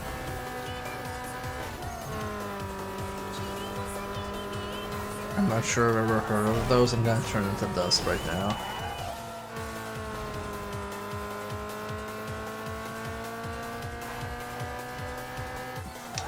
Honey Smacks are like Kellogg's Honey Smacks. It's like a red box and it has like a cool frog with a cap on it. They are very hard to find. It was very hard to find them while I was in the US. It was kind of insane. Like if I found them, it was like one row in the corner, like wedged between some other shit.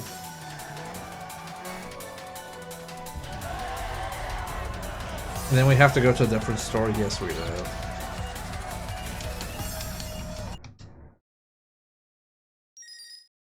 I found them pretty late when I was at the BOs because the store near him had them, but they were so compressed between all the other cereals that we missed them the first few times.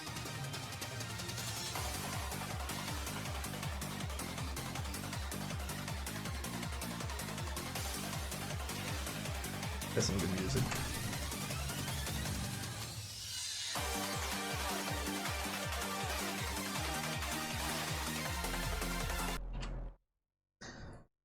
No music.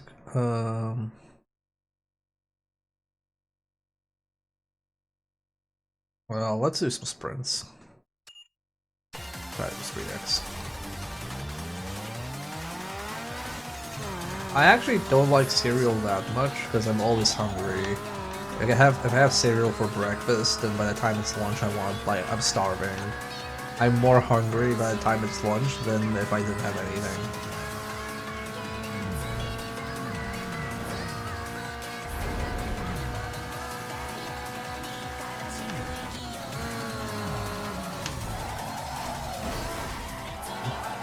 Yo, this car is fucking insane.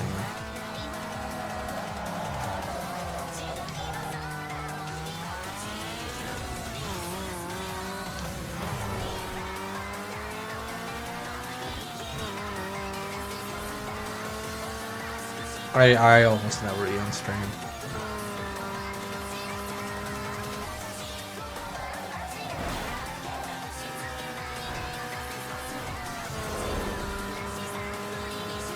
And this isn't judgmental towards people who eat on stream, I prefer not to have food in front of my PC. Food belongs in the kitchen. Or the dining.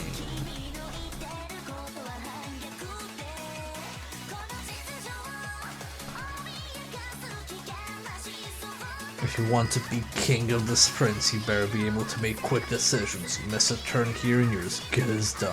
Don't worry, we'll wait for you at the finish line. Thanks, Arnold. Arnold.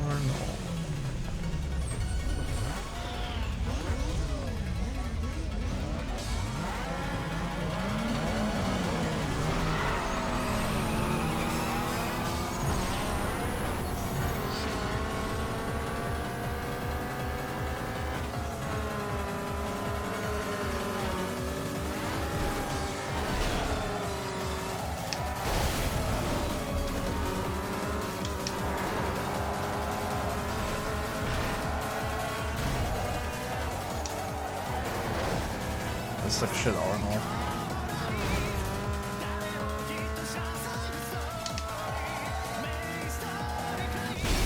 Oh shit, I also crashed. Oh no. Out of my fault.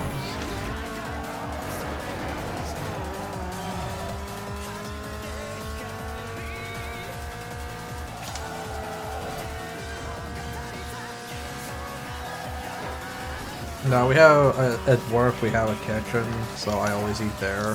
I know some people like to bring their food in front of the PC, but I'm like, I don't like that. I don't like smelling up the work environment with whatever I'm eating. The only time I'll eat in front of my PC at work, or at home, is if somebody literally booked a meeting at the end of lunch break and I was held up trying to get lunch and I have to rush to get to my PC. Wow, that sucks. Why would you put a hole there? Why would anybody live there?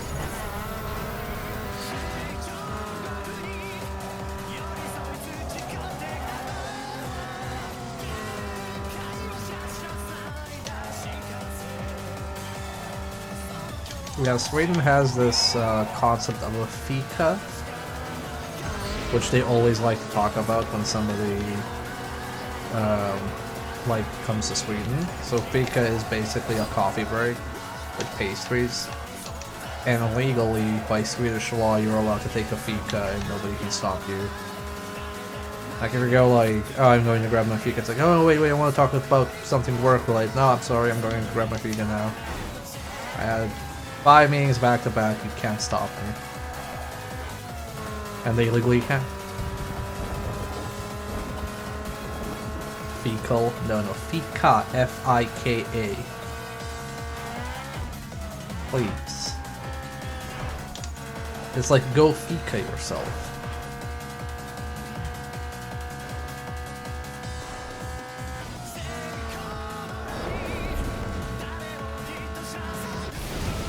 I didn't see that because of the...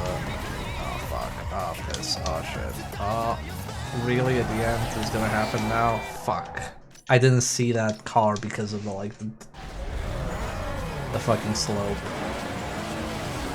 Damn my fecal break. I teach you all about Swedish culture and you just talk shit, literally.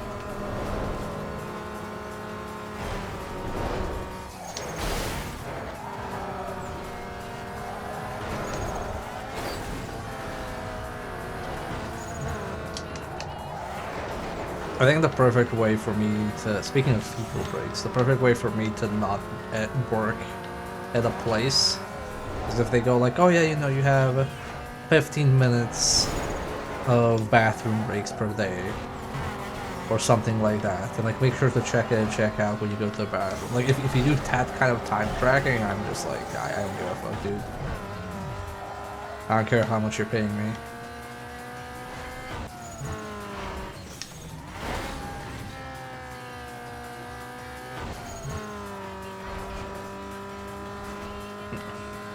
I hate time tracking so much. Also, I think something bugged out with the music because it's really quiet. And it's usually not this quiet.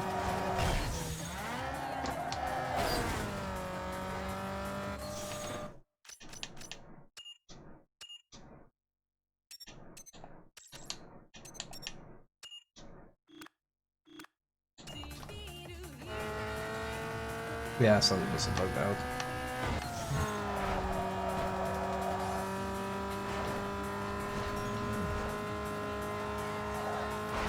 Well, I hope you like hearing the engine, because that's what we're gonna hear for the next 3 minutes.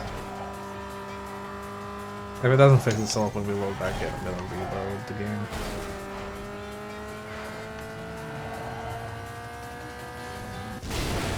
Oh, come on. I hate these slopes, dog.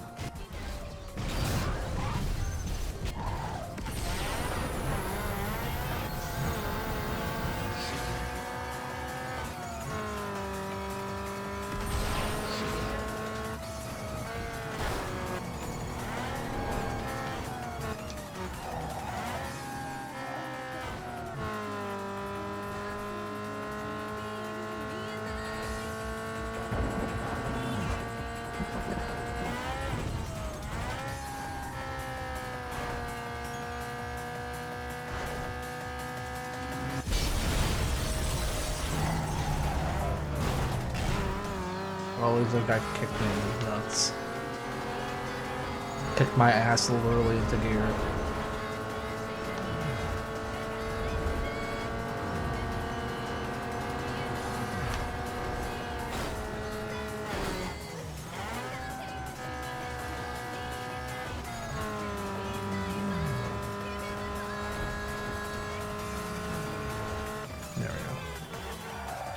Friend of mine works at an office and they have a strict no phone rule. You can't ever look at your phone, and he checks it once in a great while and listens to music, and someone literally went to management about it. I had that happen to me, kinda. Reporters from Spoiler are digging for a feature. Win this one, you might score some coverage. Okay. Portland Street photographer from Spoiler magazine who's looking for hot cars. Okay. Back during the Walking Dead development, I can talk about this because this is like really long time ago, like years and years. It's not even the same people at the company anymore. So my boss comes to me and goes like, hey, there's been complaints that you spend too much time playing games. And I'm like, what? Like, yeah, people haven't complained that it's you playing games at the office. And I stare at him. I'm like, am I delivering all my tasks that you're giving me? Yes. Are they all up to quality? Yes, they are above expectations. So, what is the issue? Well, like, it's people think you're not working. And I'm like, but you know you're my boss. You know I'm working. Yeah, but other people don't know that. Why am I giving a shit about other people? Why are we having this conversation? And I was so upset about that my boss just dropped it. It was just like, whatever, don't worry about it, whatever. And I'm like what fucking people, man.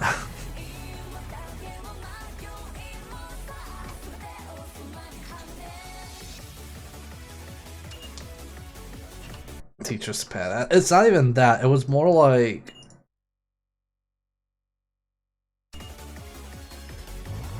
if I wasn't doing my job properly, or like missing deadlines or not doing it up to quality, and if there was work that could be done that wasn't being done, I'd be fine. But like I play games for research and I take micro breaks because I do high output with in short bursts. But that's just how I work. Like I splurge out something super quickly and super high quality, and then I need a break. And that's just how I work. And like people complaining about me who have no insight into how much I work, like that like pisses me off. I had that at the call center as well when I worked for 2 weeks there. They were like, oh, you know, you read, you take too many breaks and read like comics, and I'm like, okay, that's weird. Because I would do a bunch of calls and then take a break and do a bunch of calls and do a break. And they're like, oh, you're taking too many breaks. I'm like, didn't you say that my conversion rate was like the highest among the office right now? Like positive conversion? Like, yeah. Isn't that the main goal? Yeah. So what's the problem? Well, you can't be taking any breaks. If you want high conversion, then I need my breaks. I'm sorry. Like, that's not how it works.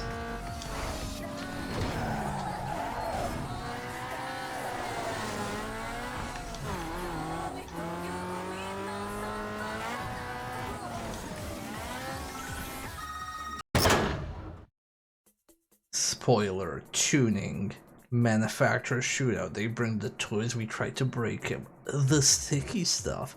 What rubbers keep you stuck to the road? You like talking about the sticky stuff, champ? Like reading about the sticky stuff.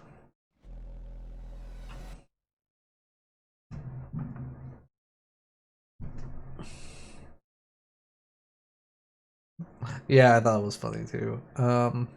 Let's go to this sprint. The sprint's pretty far away. Might be important. Yeah, Clarence, right? Like, I generally don't give a shit what people are doing. Like, do you have your tasks? Yes. Are you delivering them? Yes. Are they good? Yes. Okay, cool. We're Gucci. Everything's Gucci. I hate being micromanaged, and I hate micromanaging people.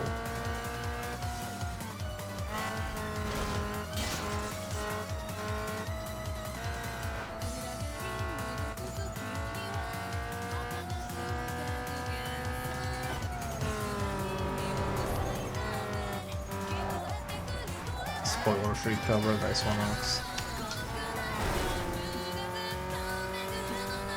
Yeah, Necro, that shit's unhinged. I hate that shit.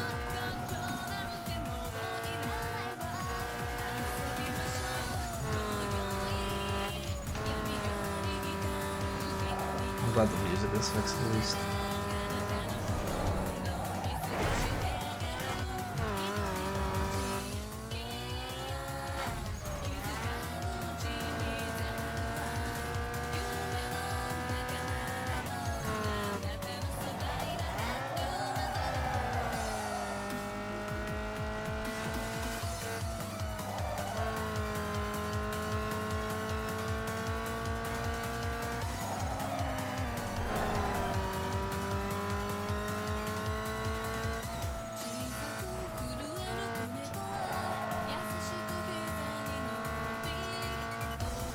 The new and updated emotes, thank you. Yeah, I've been trying to do a mix of commissioned emotes and trying to make my own with the models. Because replacing all emotes with commissioned art is very expensive. And to be honest, the 3D ones that I added were good enough.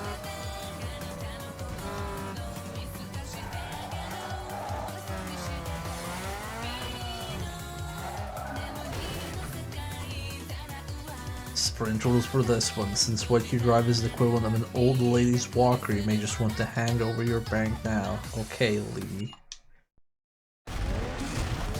I like the mix, to be honest. Yeah, I don't have to have everything standardized.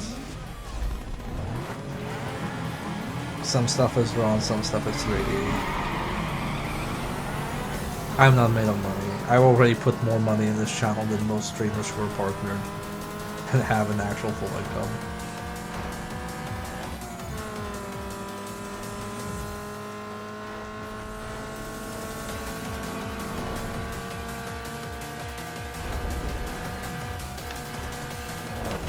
I am having fun with it, thank you for noticing. No, that like VRM posing tool is a fucking godsend.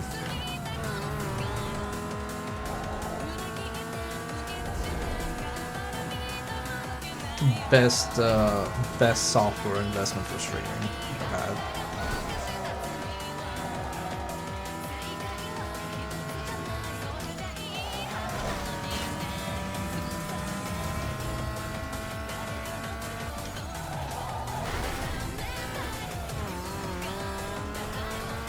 Ah, Twisted Metal 4.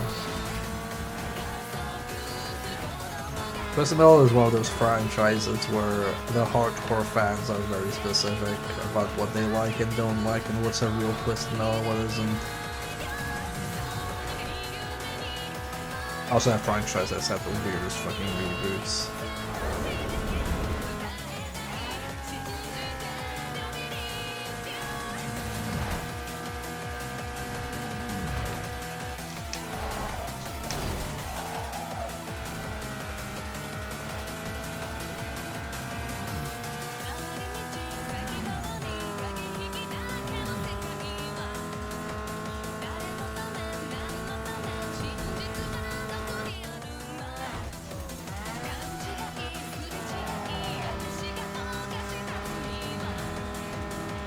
I thought Twisted Metal 2 and 2 was good.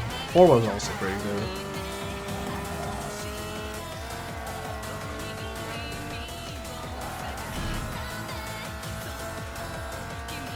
I think for me more, it's like when they released Twisted Metal and it was like, oh, we don't have characters, we have factions. I'm like, but I don't care about factions. I want to drive as my favorite character. Where's Calypso? I want him to welcome me to Twisted Metal.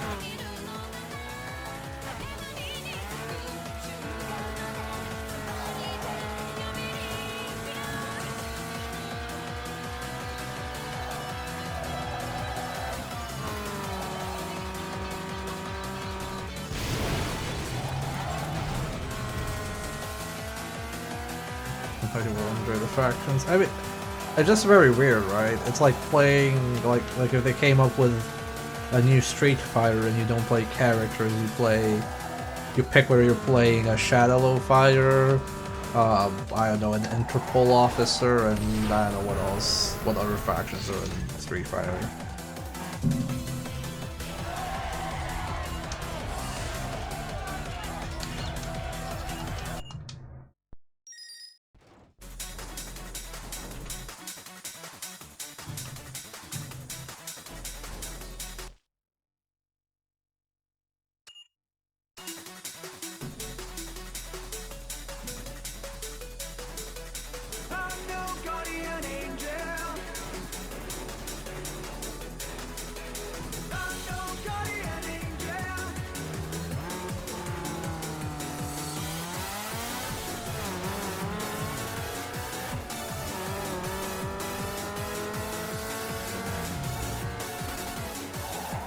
I also don't know what you would do with a card game. I think if you just released like a Twisted Metal that played like regular Twisted Metal, it just wouldn't do that well.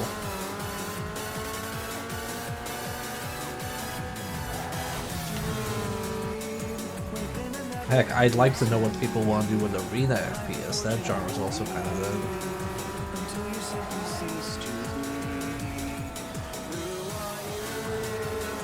Because nowadays the idea what an FPS should be is PvP is either extraction shooter or Modern Warfare or Battlefield. Like that's what we're allowed to have now. I guess Quake Champions exists.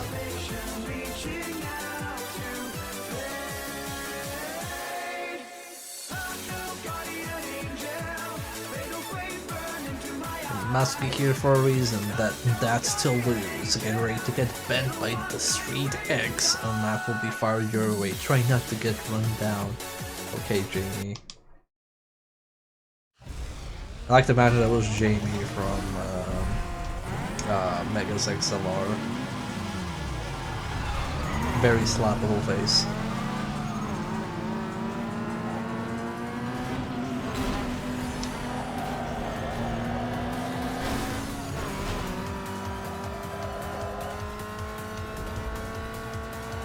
Nightmare card. Yeah, I've seen they rebranded Bloodborne card. Not surprised that they had to do that. I was surprised more that Sony took that long to fucking send a cease and desist.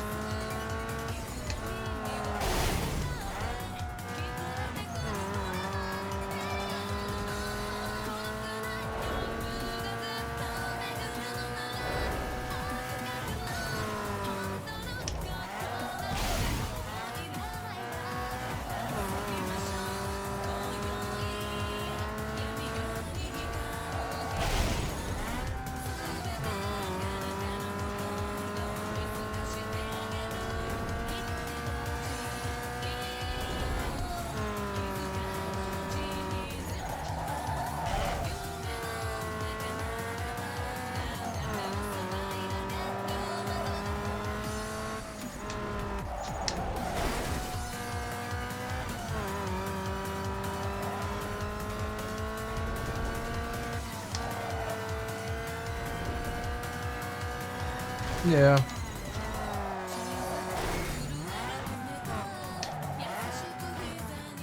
Well, I say cease and desist, I mean like you're not allowed to release this in this form.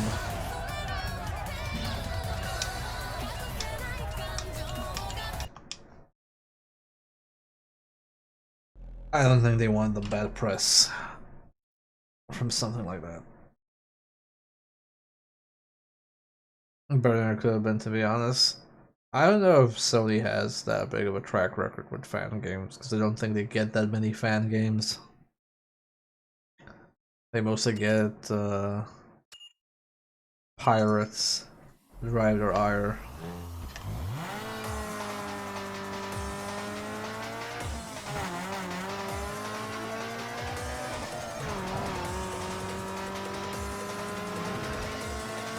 I was pretty big into PlayStation during late PS3 or early PS4 era, but kind of gotten to the point where like I'm tired of platforms.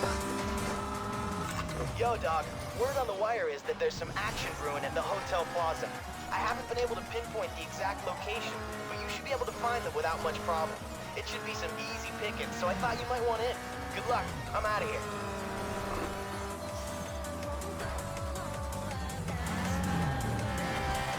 I mean, Nightmare Creatures is basically just Bloodborne for the PS1.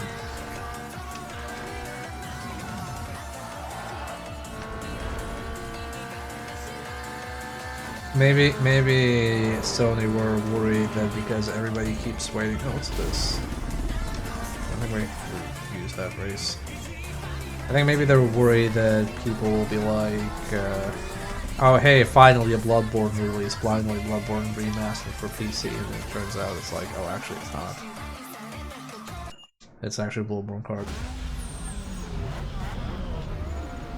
People still holding out hope for Bloodborne PC. When was Bloodborne released?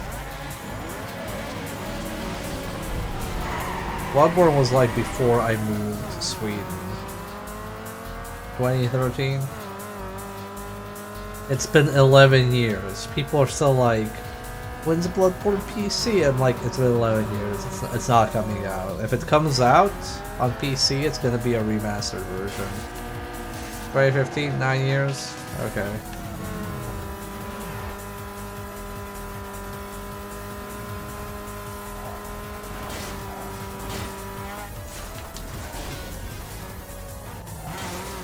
Yeah, I don't know, dog.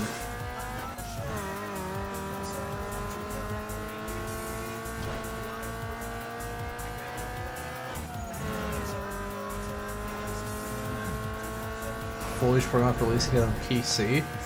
I think if they have not released that game for PC yet and PS5, that it's some weird, extremely technical issue, like the source code is fucked or it's strung together by duct tape and goodwill, and there's just like no way to actually port it properly. Because they would have done it by now. They would have so done it by now, but they probably can't. They're like we've tried everything, we can't figure it out. It just runs like shit no matter what we do. So maybe they're just like, gonna remake it like Demon's Souls. Which I'd be fine with, I'd play that.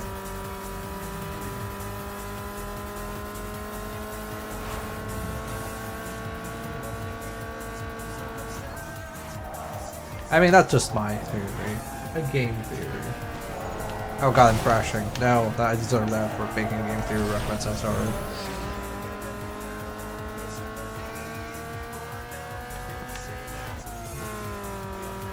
I think they should just pay From Software a lot of money to make Bloodborne 2. Sorry, a Bloodborne ring, or Blood ring. Eldenborn. What if Bloodborne was open world and I scream? I just stare at the screen, scream uncontrollably. No! No, don't make it open world. Keep it the same. Tired. I'm so tired. We have a Nightmare Steed with a jump button. No! No, please, no!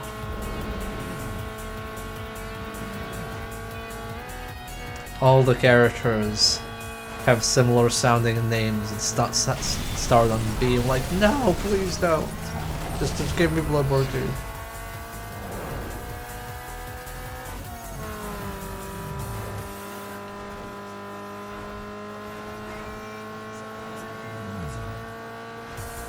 I mean, the last thing I was waiting for on PC was Ghost of Tsushima, and that's coming out in May.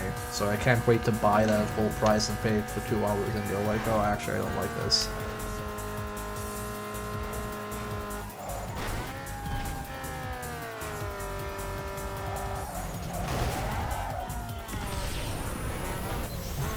My main thing is, I think Bloodborne is the best Souls-like From has ever made. And I don't think it needs an Elden Ring treatment. I don't need, like...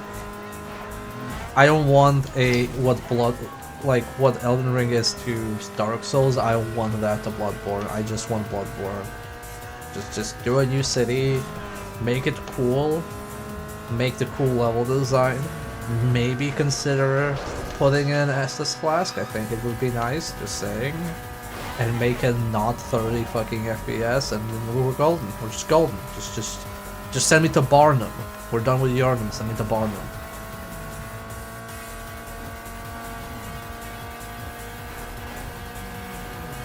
Open world game were a mistake. Yes and no. I think I'm fine with open world stuff. I more have an issue with open world being shoehorned into everything, like it's some kind of universal improvement. Like it's objectively better than not open world. Like you compare it to like oh, it's like, you know, 3D is objectively better than 2D. It's like that attitude that I fucking hate. Maybe I should stop crashing. This is the thing I haven't considered.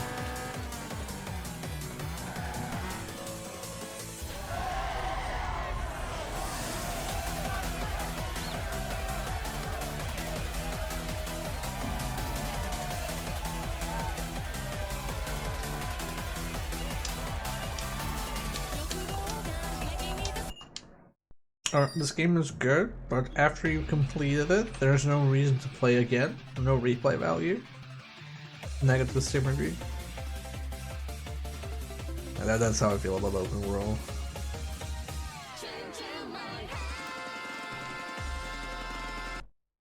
Okay. I have this drag race here. Oh yeah, I can just drive through here, yeah.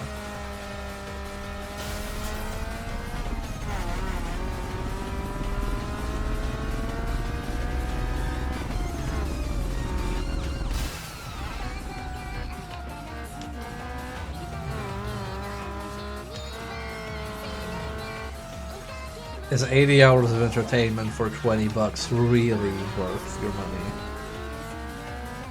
When you can buy this game for $2 that has 100 hours of playtime.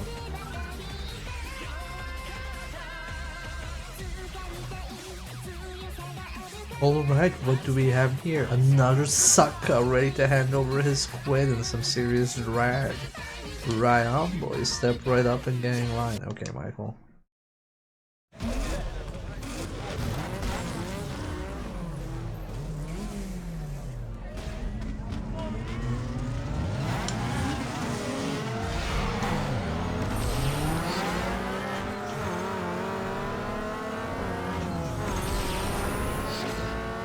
Oh, there's a weird truck.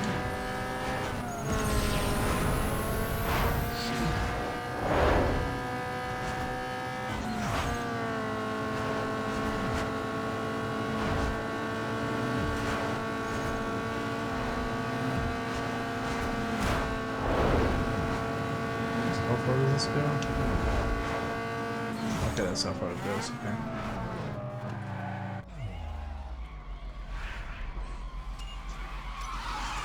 You know what discourse I got? I saw on Blue Sky. Well, not discourse, but like a comment about discourse. You know the thing where people go like, "Oh, you should be able to 100% every game and like experience everything fully in every facet of it." And I'm just reminded of that skit. You know, about like, oh, you know, when you read a book, there's no like check to tell you, oh, are you good enough to read a book? You can just read the entire book you bought. But with games, if a segment is too hard, you just can't get through it, even though I paid for the entire game. And I'm just like so sick of that argument, like that fucking example. I'm just like, okay, if you want to play, if you want to like have a book, read a book, if you want to watch a movie and fast forward scenes by a fucking movie, just games work differently. I'm sorry. I'm sorry you can't get every single ending of Undertale.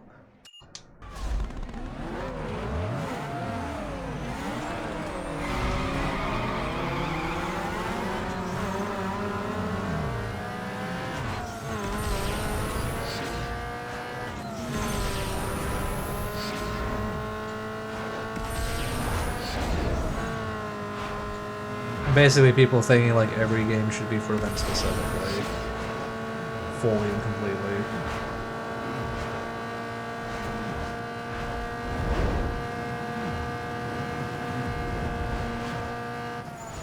Wait a second.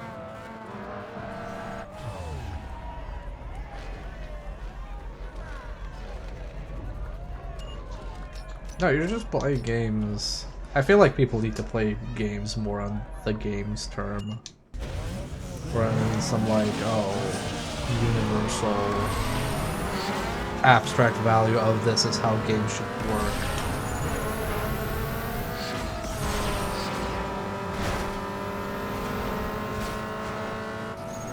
I fucked up. I tried to like root this guy.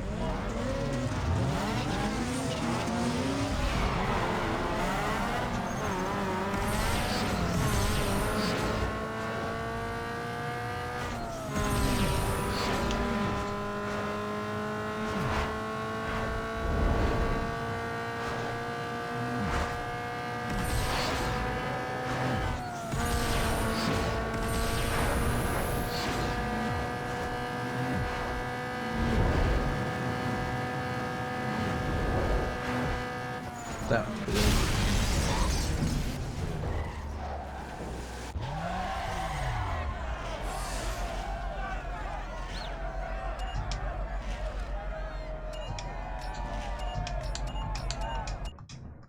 I've kind of mellowed down on that Tyrion as well.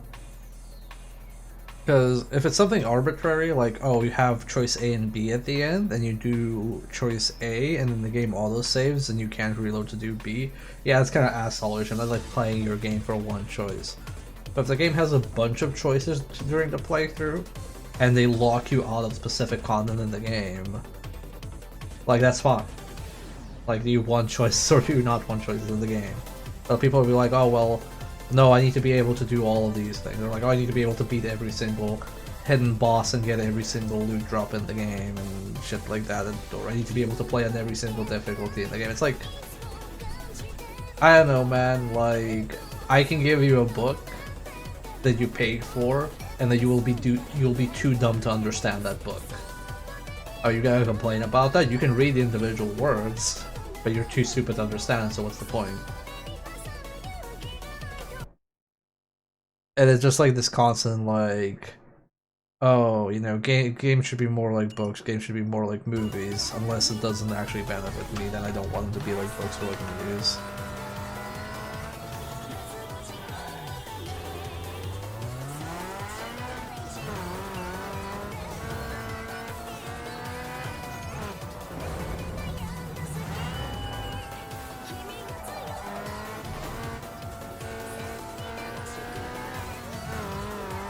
Yeah, but it's like, it's your playthrough, right? Like, I played the... What did I play? I played... Telltales of Walking Dead once. I had my choices, and those choices reflected my playthrough. That's it. That was my experience with the game.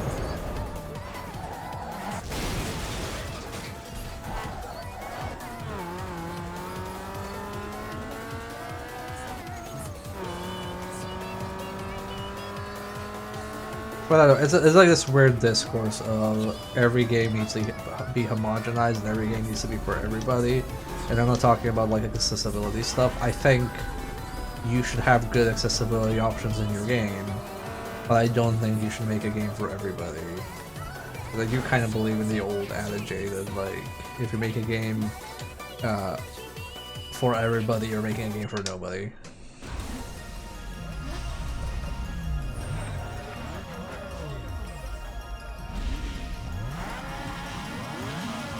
I actually do that for Mass Effect. I always did 2 playthroughs of Mass Effect back to back.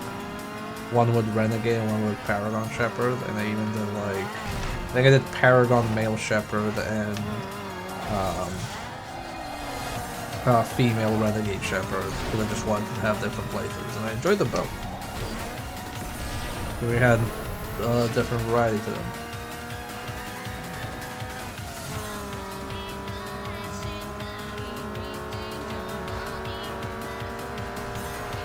But like, if you play a game, right, like you play an RPG and you use something and it locks you out of a thing, which I guess happens in Dark Souls games often, but they're just like, oh, well, I did this thing and now I'm locked out of this other content permanently. It's like, well, yeah. Sorry, it happens.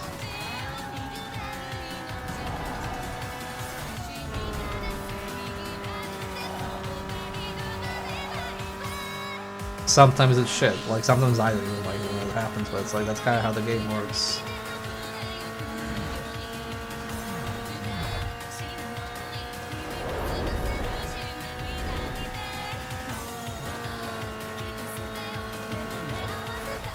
I don't know, I feel like, I would like to see a resurgence of game development. It's not about cozy experiences, and when I say cozy experiences, I don't mean the cozy indie experiences. Magazine is talking about putting you down on their cover. I don't mean the cozy, nice indie games. I mean, like, the cozy game experiences where you're not allowed to make a mistake or have a bad time in any possible way.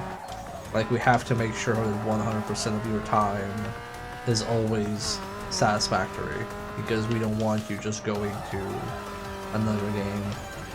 Like, oh no, if the player has a bad time in the first 2 hours, we'll just go to the other game. I'm like, yeah, they will, and maybe gamers should, like, fucking, like, learn to accept that sometimes games don't cuddle them up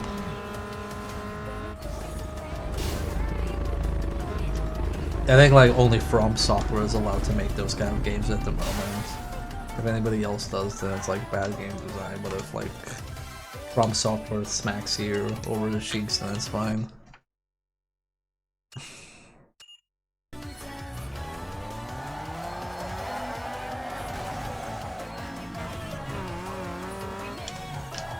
Oh my god, this arrow dog, I swear.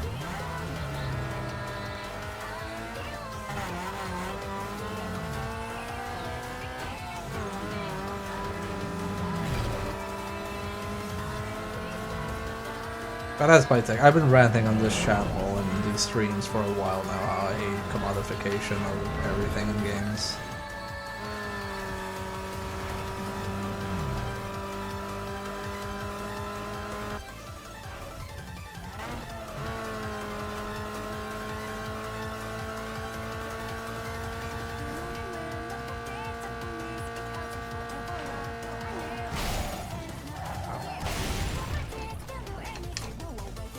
Oh, I might actually miss this.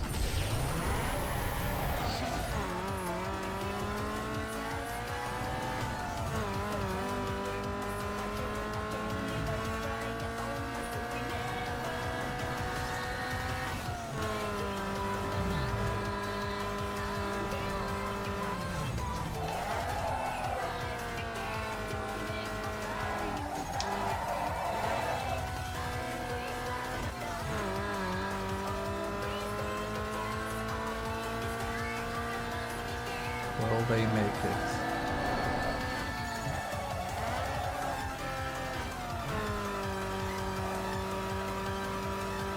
Yes, they will.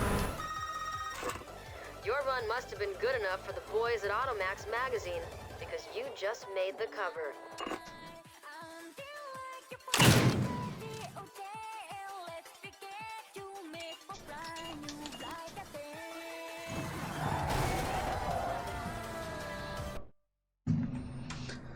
Even you are too open with the gauntlet through the streets of Raccoon where you have no ammo and lots of zombies, or of course unlike the OG you first get a short introduction for the basics in the gas station, but the RE1 remake still make me chuckle. A lot of people unfamiliar with the genre started with the game as Chris tried to knife the first zombie died. Yes, I like that shit. I think that's how you should do things. I think we should be able to kill players much more often without there needs to be a better buffer for killing players. Like obviously you don't want players to lose like an hour of progress at a gotcha moment. But I think like starting the game off and telling you like, yeah, you might not succeed and you might fail, sorry. And people immediately getting frustrated, like, oh, I didn't get it on my first go. I have played thousands of hours of video games. I'm a professional gamer, says so in my ID. My occupation says professional gamer. I have fought the hardest games known to man, and you dare to kill me, new video game? How fucking dare you? You know, that's kind of the attitude people get. How dare you? I beat Dark Souls and you dare to do this to me? That's like ridiculous. I had that attitude. I hated when the first Payday game came out, Payday the Heist. I hated it because my group and I, we were professional Left 4 Dead players. Like we played on extra mode regularly, and we got fucking destroyed in Payday the Heist. And I was like, this is bullshit. We played so much of Left 4 Dead, and now this other Left 4 Dead style game is killing us. And it's a shitty attitude to have. That's not the attitude you want. But people are so used to just, you know, developers are so obsessed with like everybody needs to have a good time all the time. Like 100% of the time needs to be with zero conflict or strife, and then players are like, yeah, I don't want stress. I just want to turn up a game and win and have a good time. Hey, what's up, buddy? Yes, baby. I got some action for you. And I would really like more pushback with that type of design approach in the industry. Yeah, I'll give you a shot if I hear any more. Peace. Like, I wish the Get Good crowd would actually fucking get good, is what I'm saying.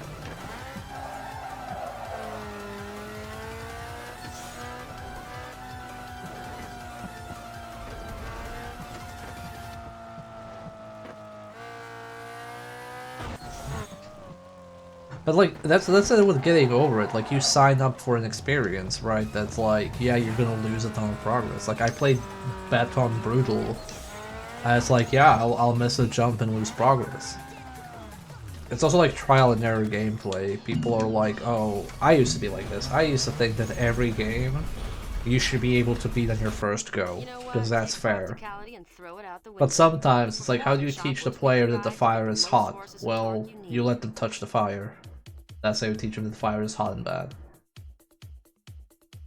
They burn themselves and they're like, fire bad, I will no longer put my hand inside. Back in the day, I used to be like, oh no, everything needs to be super clear, and you should always feel like you get everything on the first go. It's just, it's not, no, that's not universally applicable. Put your car on a diet. Less weight, remember, amp up your brakes to shorten. Now power needs somewhere to go. But because we have so many talks on what is good game design, people just assume that, like, good game design is, like, an objective truth and not something that you evaluate on a per game basis. That's why I say like, oh, I don't like open world, but for some games it makes sense to be open world and it works very well. It's not open world is bad, it's like that it doesn't use like well.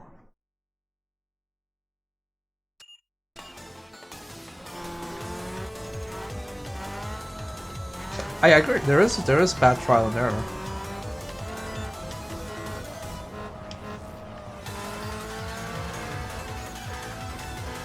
But it also depends on what the penalty is. Like, sometimes you have, like, if the penalty for, like, the error is massive and there was no way of you knowing without making that mistake, then yeah, that's not great. It's not gonna feel great.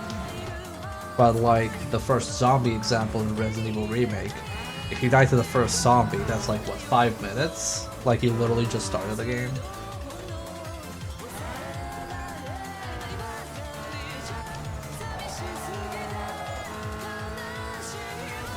New game design is when popular and sell good. I gotta wish that. I wish that was true.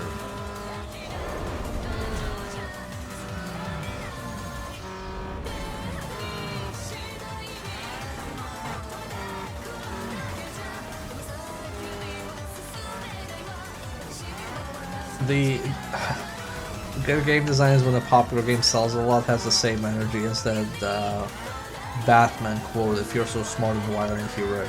Like, it's this weird meritocracy. But I think the advent of just, like, game designer content creators, hello, I'm one of them, has just been so bad for gaming discourse. Like, people are like, oh, there's just good game design. People watched the sequelitis video from Egoraptor or Aaron Hansen, I don't even know if he called himself Egoraptor anymore. And they're like, oh, I understand everything about good game design now.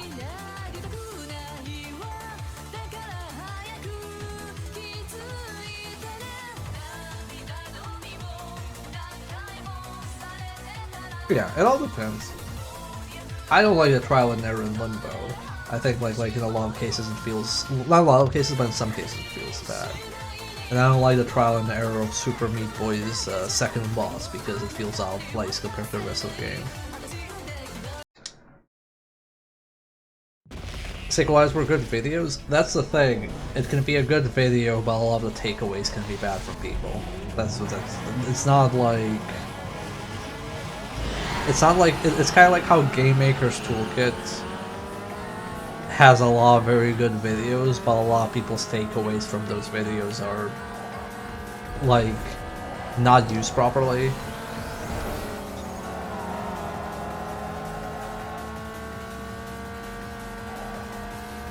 So I'm not really blaming Aaron Hansen for making sequelitis, I'm more blaming people's lack of interpretation and comprehension skills.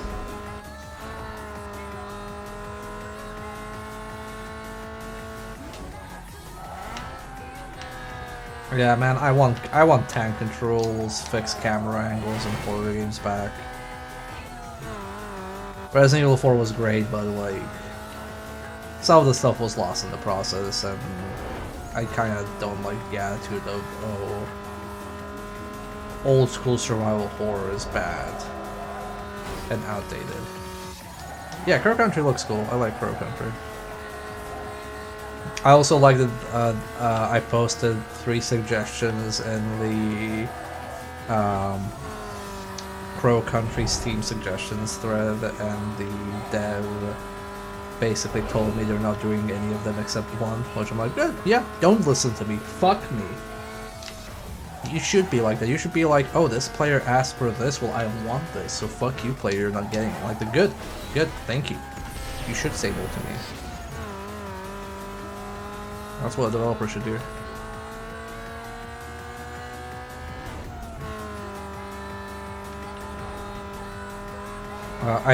The only suggestion they're considering out of the 3 I mentioned was to make it so that when you click start game, that this creepy announcer says Crow Country.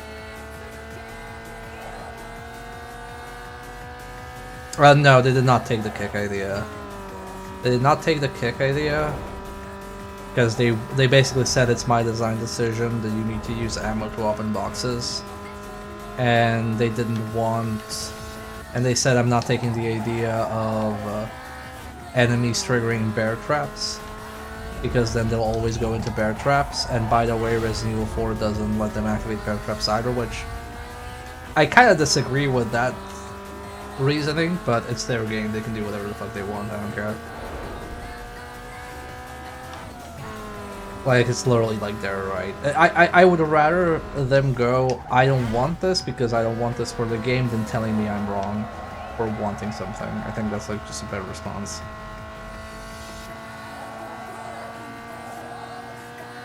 I should play Little Nightmares. People keep saying the game's good.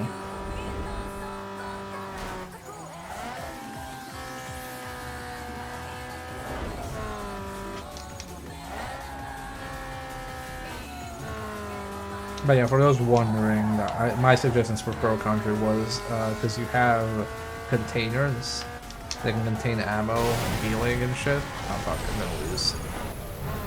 Maybe. You have to shoot them, which means you have to spend ammo on a lottery to get ammo. So I was like, hey, can I just kick these, please? And they were like, no, because I don't want to. I'm like, okay. And the other suggestion was, the game has bear traps. I was like, I feel like enemies should be able to step in bear traps. And they were like, no, if you wanted to activate a bear trap, you should shoot it.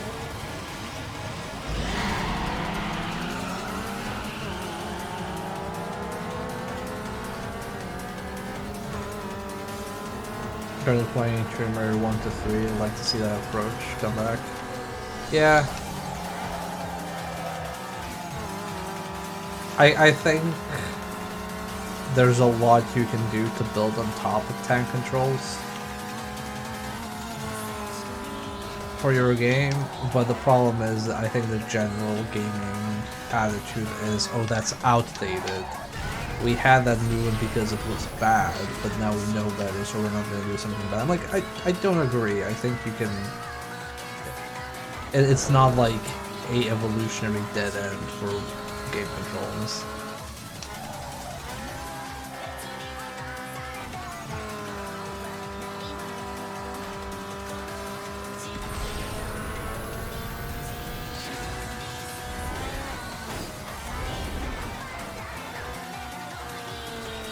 But I also think people just want things to be, you know, fast and snappy.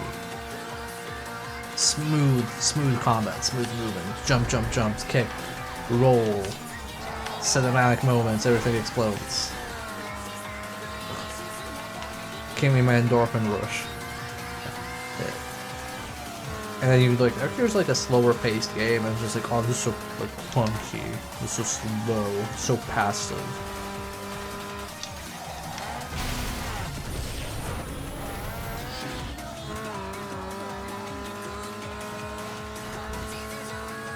Or the typical survival horror thing of, oh, well, my character can see, but I can't see where it is, it's stupid. And like, yes. That is how this game works. It's like how when you play a fighting game, your character can do when it's only in a 2D plane, but in real life, you should be able to do with a 3D plane. Why can't I sidestep the fucking fireball? Like, it's just these are the rules of the game, and shut the fuck up.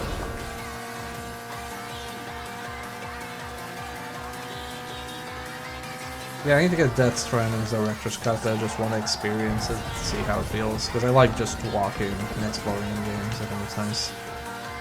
I like exploring spaces. I mentioned this before, but I like VR channel walk because of that. It feels like you're exploring spaces and places.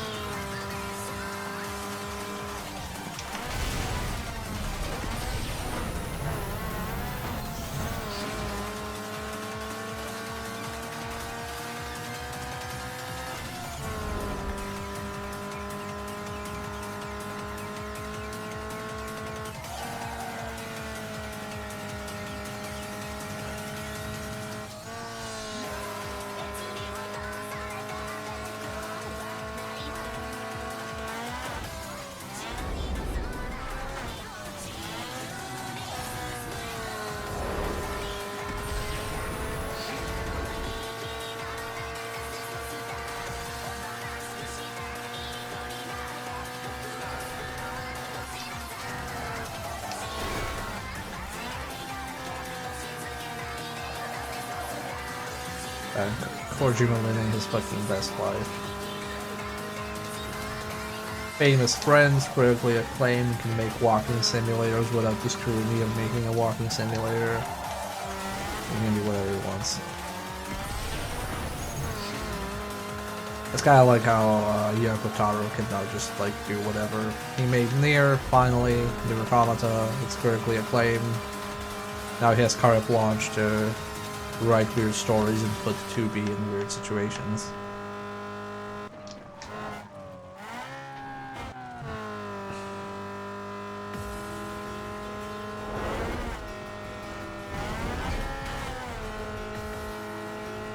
I like Wall Run.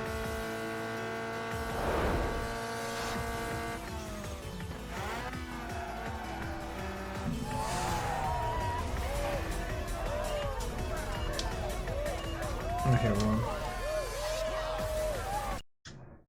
Oh, I didn't save. Fuck.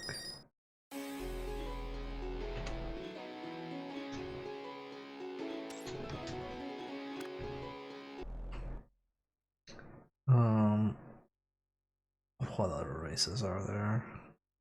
Sprint. Let's go to the sprint.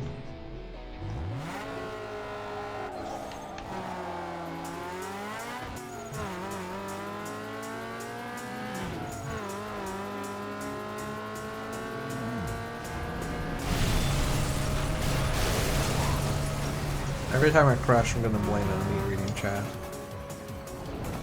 Yeah, stay an interactive streamer.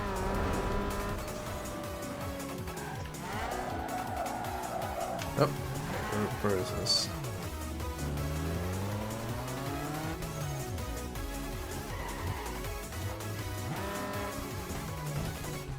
Oh, there it is.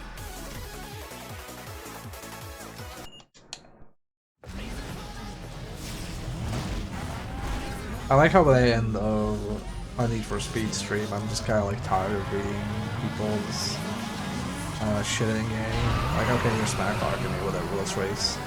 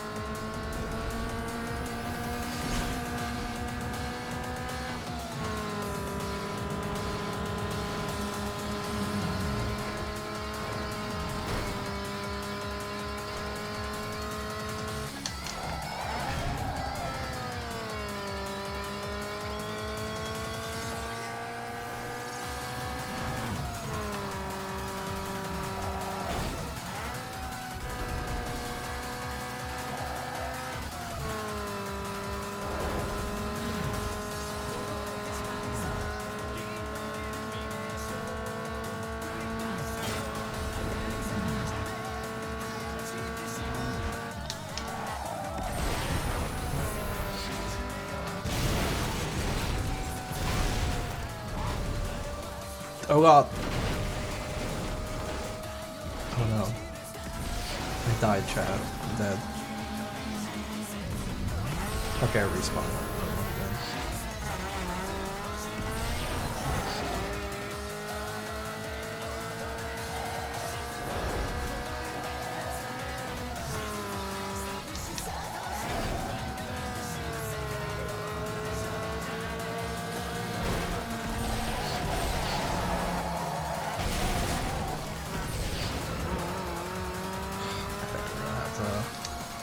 breeze through this race.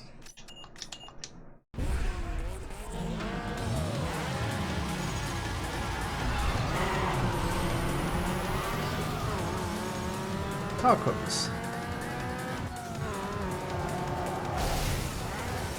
Fucking merge.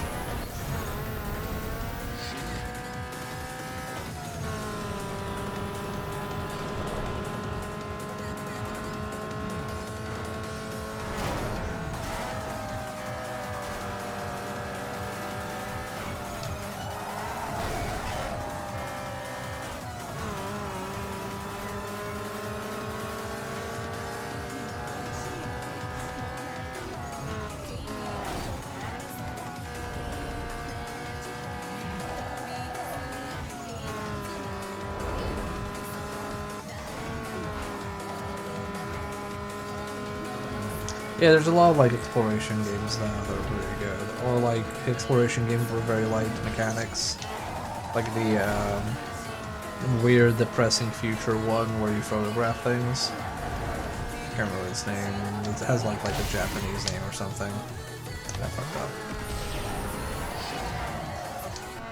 up. Okay, let's try this again without fucking up. Fumarangi Generation, yeah, that one.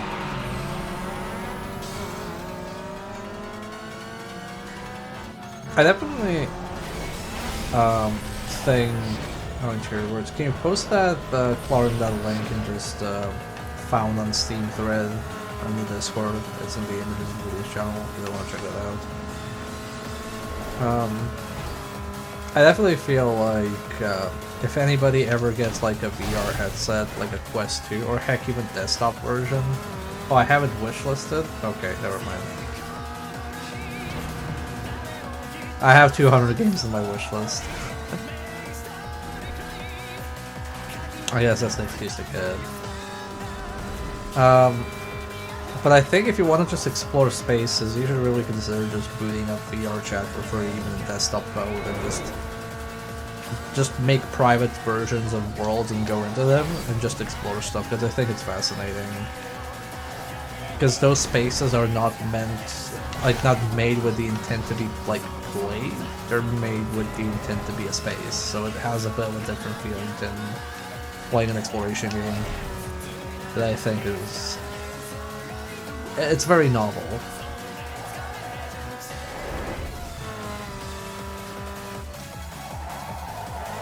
Oh my god, why am I having so much trouble with this fucking stage? I'm gonna beat this stage, I don't care.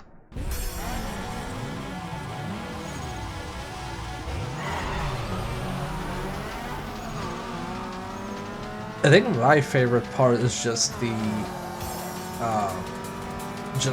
difference between world goals. Like sometimes it'll be like, oh, here's this weird world that's like, oh, it's like a penthouse and it's rainy, and it's just like it appeals to the fantasy of like having, you know, home ownership and being rich. But then sometimes you'll have things that are like spaces that are erotic. You'll be like, oh, somebody made a McDonald's, haha, isn't it funny? And sometimes somebody will just make a bus stop that's like a regular bus stop. That's it, that's the world. And it's just so interesting to walk around those kind of things. Like some spaces are meant to socialize, some to interact with, and some are just like recreations of real spaces or video game spaces, and then some are just, it's a place. It's a place you can go to, and that's it.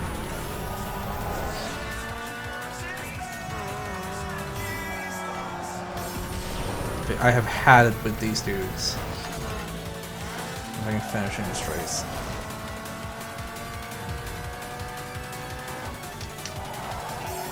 Stop spinning out.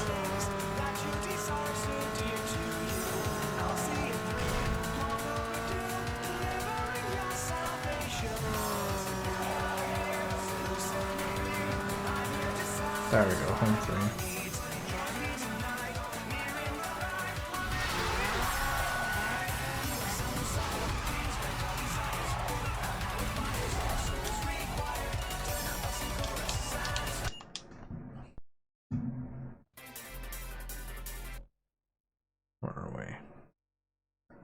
Okay, let's do a few things. Let's go to the graphic shop first. I want to see what we've unlocked in the past few hours.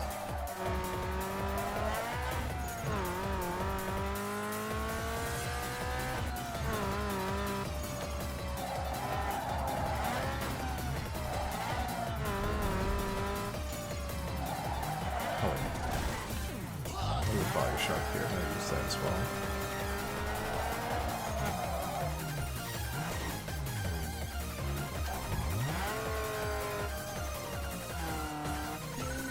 Did I ever go to this one?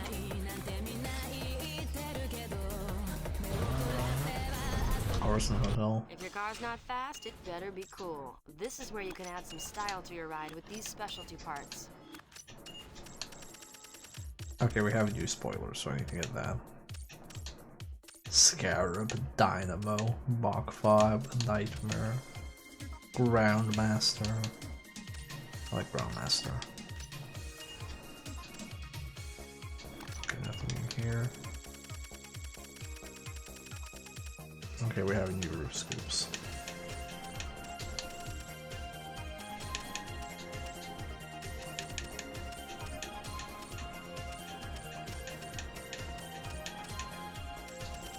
I like how these like asymmetrical ones are more fashionable.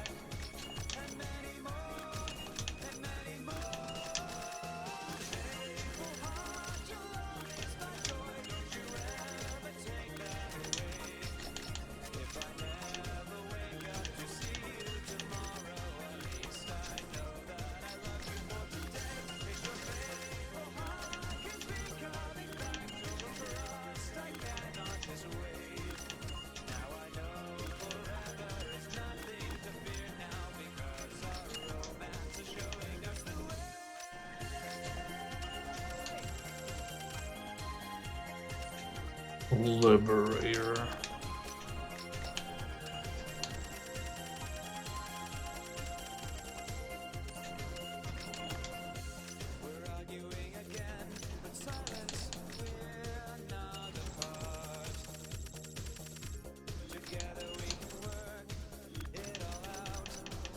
Okay, we're at 5 stars now.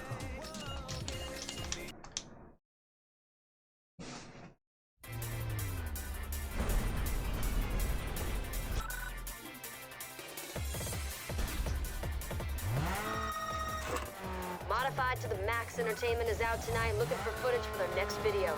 Make sure they notice you. Show some style. Okay, they're here. Where is graphic shop? Let's do graphic shop real quick.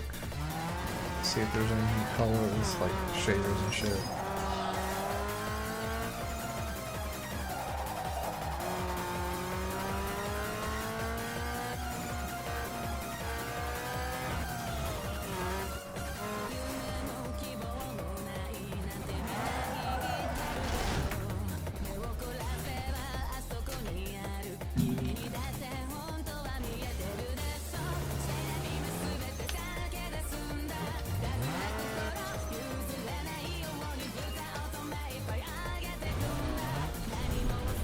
Yeah, I've been avoiding anything about Shipwreck 64 because I would like to play it at some point. Ride, so do yourself a favor and making your ride stand out is what it's all about. So customize your ride with a color change.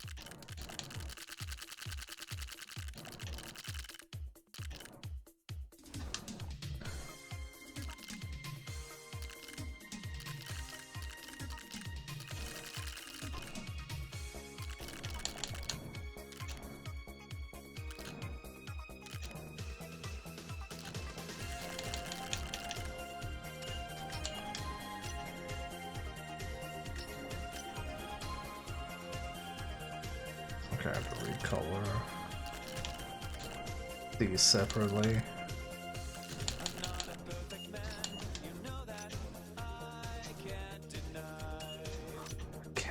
paint. No. This power code.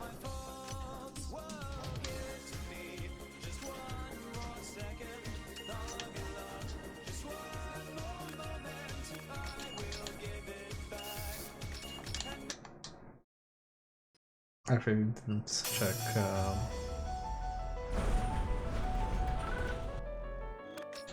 I didn't check some other stuff there.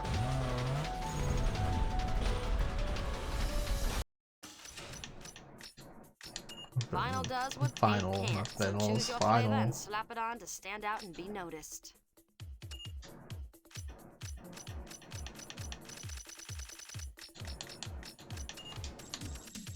Do we have anything new here? No. Okay. Separate doesn't matter.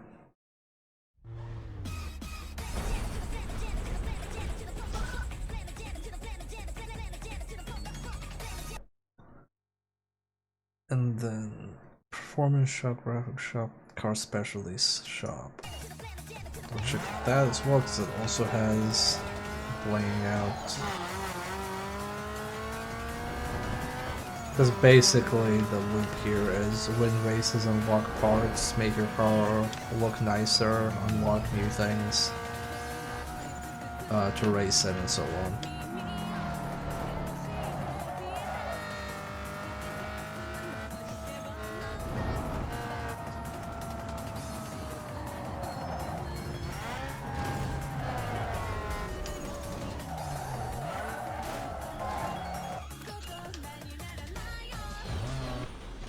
Hey, accessorize your ride with style and turn some heads when you race by upgrading your car's looks and audio right here. Okay, so change anything. Do we have any cool custom gauges that are new? Nope. Okay, we have new neon. Oh, we have pulsing neon. I gotta get that. Engine neon, cabin neon.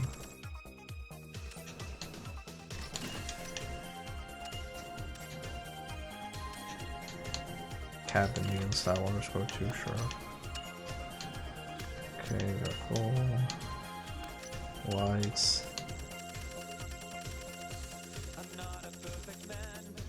Magenta and blue, green and gold, red and blue, sky blue, red and green, sky blue, green, red and gold, green and blue,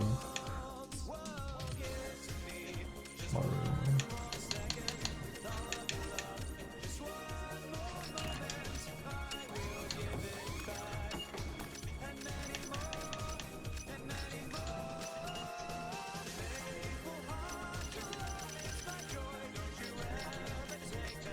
Ooh, I like this one.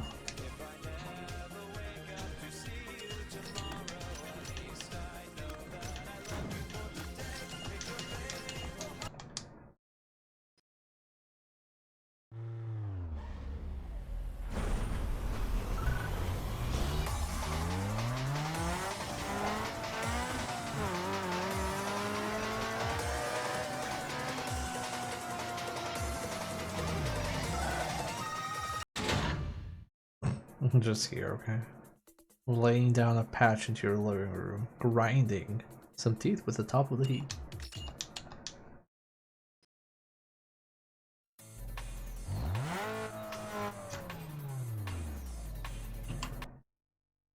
Okay.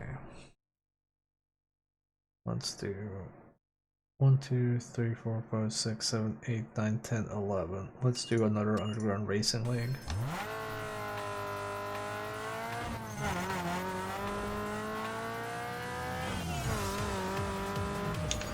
I mean, I don't like the pulsing, but now we have to use it. Because it looks nicer. Another star rating. Location, but it should be easy to find. I'm heading that way. Hope to see you there.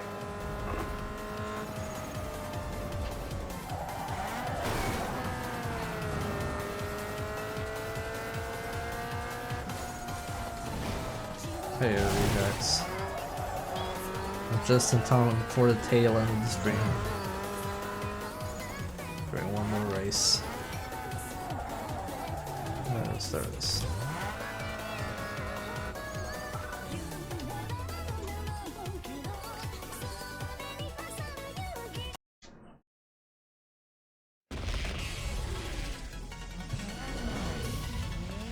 Breeness. I actually have to ask, what do you mean when like the green BRE? Because I've seen you use that a few times.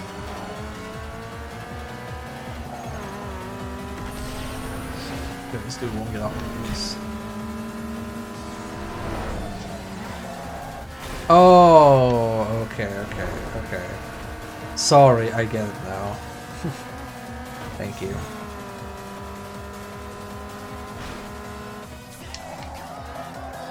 Okay, I've never heard Brief or Umbreon, so that's fine.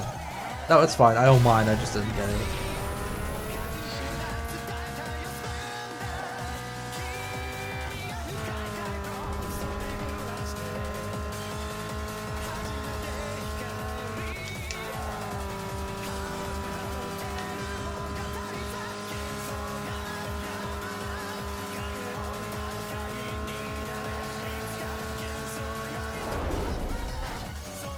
Man, this game is so, like, comfy. I'm looking forward to finishing it and then playing something that drives me up the wall. Currently, in the running is Soldier of Fortune 2 after this, and judging by the stealth tutorial in that game, it's gonna be a ride.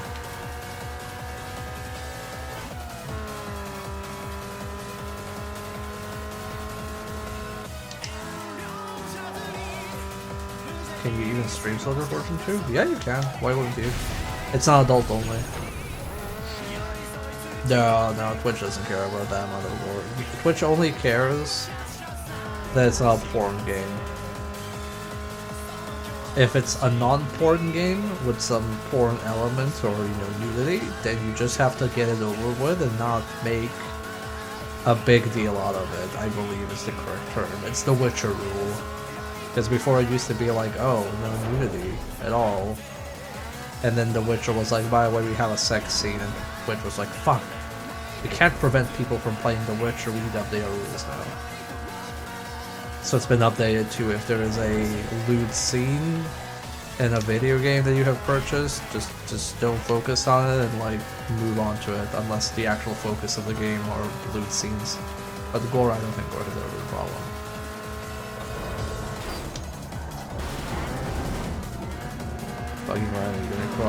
I just love it because Twitch was so strict before then, like it doesn't matter what you played, but The Witcher was such a high profile release, they had to update the rules. Because they couldn't afford not to have Witcher streamed.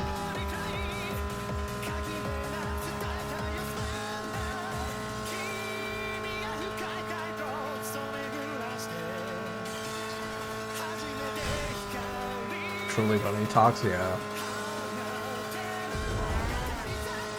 But if I streamed something that was like actively a porn game with nudity, like yeah, like even if I don't focus on the scenes, I couldn't do it because the focus of the game itself is that. But if it's a game that doesn't have adult elements as the theme, but it has adult scenes, then you just like move on and don't like make it last longer than it should.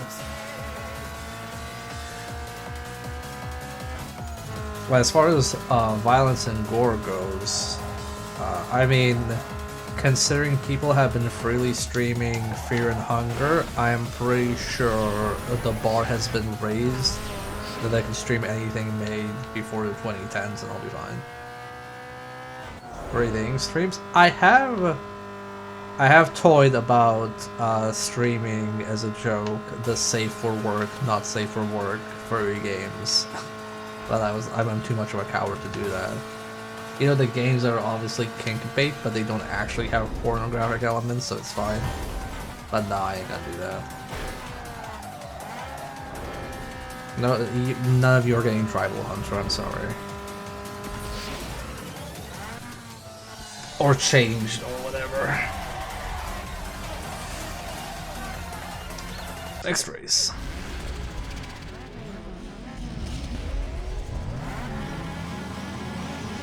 Oh, I didn't know you were allowed to have circles in video games. I thought that was like a close, well not close species, but like it has like a clear copyright owner. We didn't know some other games had issues with that. Nekojishi stream when I can't read that many visual novels. I have played Nekojishi though, for a podcast. I thought it was okay. Although I do not get the trope of, oh, this person obviously wants to murder and kill me and eat my soul, but it's okay, I can fix them. Like, I don't get that. I don't understand the I can fix them appeal. He's hot, okay. I don't know. If somebody wanted to eat my soul, I wouldn't want to be...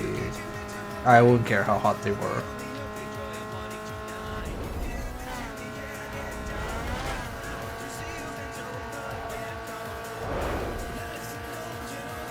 Also, he's not even the hottest one of the bunch. I think the other two cats were hotter. Oh, I'm talking about Nekojishi. I guess spoilers for Nekojishi. There are 3 characters and one of them is problematic.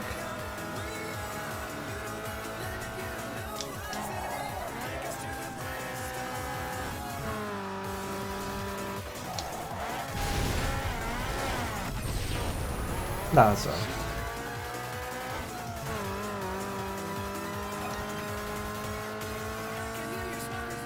I mean, I have streamed Senran Kagura on this channel, so I obviously have no standards whatsoever. That said, the Senran Kagura stream was actually kind of funny. Yeah, I streamed the Estival Versus. I actually, a month ago I was looking up other Senran Kagura games and I'm like, is there any of the other ones I can maybe stream? But judging by reviews, like Estival Versus is just the best one, so I gotta just stream whatever was the best at the moment, and anything I stream else is just not as good.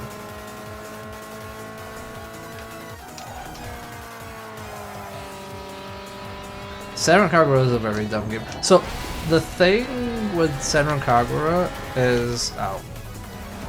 Senran Kagura fans will love to tell you, oh, actually, the combat is very good. Yes, it has fan service, but the gameplay is actually stellar. Like, I got a bunch of people telling me that. I'm like, okay, I'll buy it for like $5 and check it out. Why not? Because I do this. Like, people say that something's fantastic. Like, okay, I'll check it out. I'll call your bluff. And I played Senran Kagura Estival Versus, and it's like, the combat's alright. Like, that's it. It's a very... I don't want to call it serviceable, because serviceable means it's just, like, minimum. And it's just okay. You know, it's like, okay, I don't want to play Dynasty Warriors or some other hack and slash, so I'm going to play Senran Kagura. But it's just so funny, because everybody goes like, oh, the combat's so good. It's not just I don't play it just for the titty. I play it because I have taste in gameplay, and the gameplay is good, but you heathens don't know about it, because all you see is titty. But if you saw beyond the titty, you'd see good gameplay. And I'm like, okay, let me look beyond the titty. Oh, it's just okay gameplay. Yeah, they want, like, I don't understand, why wouldn't you say you play it for the titty? Like, please, be honest. I play furry games because they have furry protagonists. I'm not gonna lie. I'm not gonna pretend I'm like, oh, you know, I'm refined. I'm not taken aback by these aesthetics that target me specifically. Nah, dog, I'm a fucking consumer whore. I'll play your furry game. It can be jank if it wants to be. I'll say it's jank. I'm not gonna pretend it's good.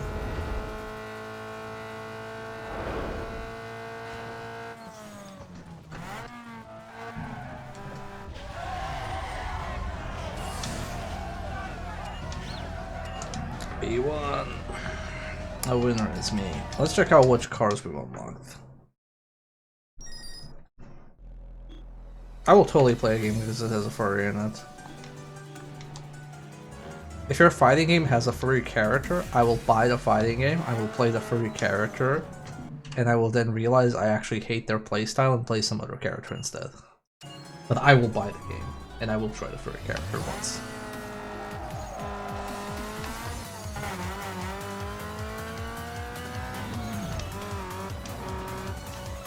But I don't know why people probably need to explain, like, oh, you know, actually I'm very refined, even though I'm playing trash. No, dog, I watch trashy movies all the time. I watch melodramatic shit all the time. I'm gonna tell you I like it because it's melodramatic.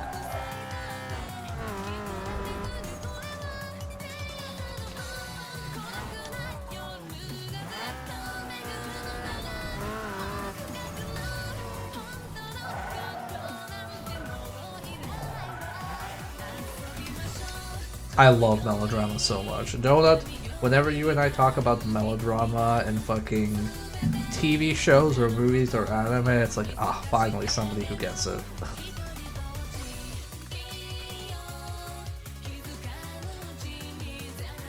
When somebody opens up their soul and the words hit you right in the kokoro, you know, that's the good shit.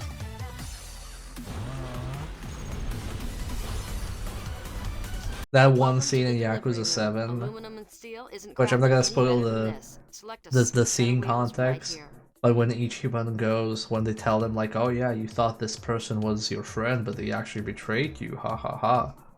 And then Ichiban goes like, you're right, that person's not my friend. They're my brother. I'm like, oh, critical damage in my heart, I love it.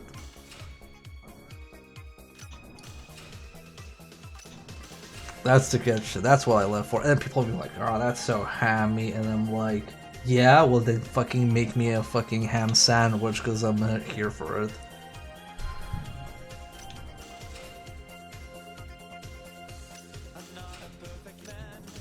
Yeah, my friend and I always had like the phrase like right in the kokoro, you know, right in the heart and soul.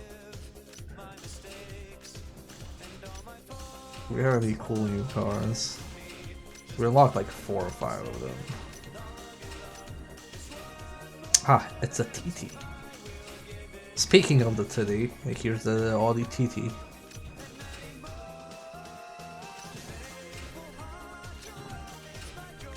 I hate these like oval cars. They look like This one's huge! it's not that huge. It's not that big. I don't like these oval cars. They look like a fucking chocolate from a box of chocolates. Look at that. That's not a car. This is good. This is good though. This is a car.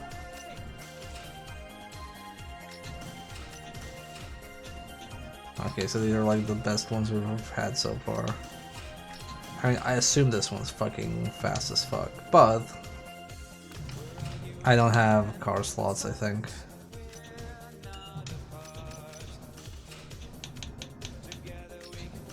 Because I bought the A3 and I upgraded, and I bought the titty.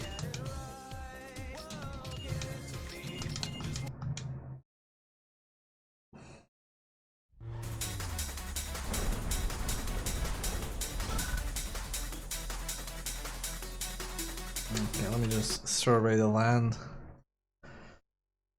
Okay, I mean, we have 1, 2, 3, 4, 5, 6, 7, 8, 9, 10 races. Nothing. I don't think there's any drag races. No, there's one drag race left. Okay. So I think after we do this, then we're going to the next. We're gonna have enough unlocks to boost our car to 6 stars, and then that unlocks the next area.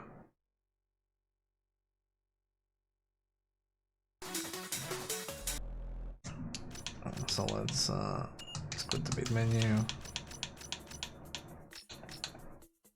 Let's quit game. Let's see who I'm gonna raid for y'all.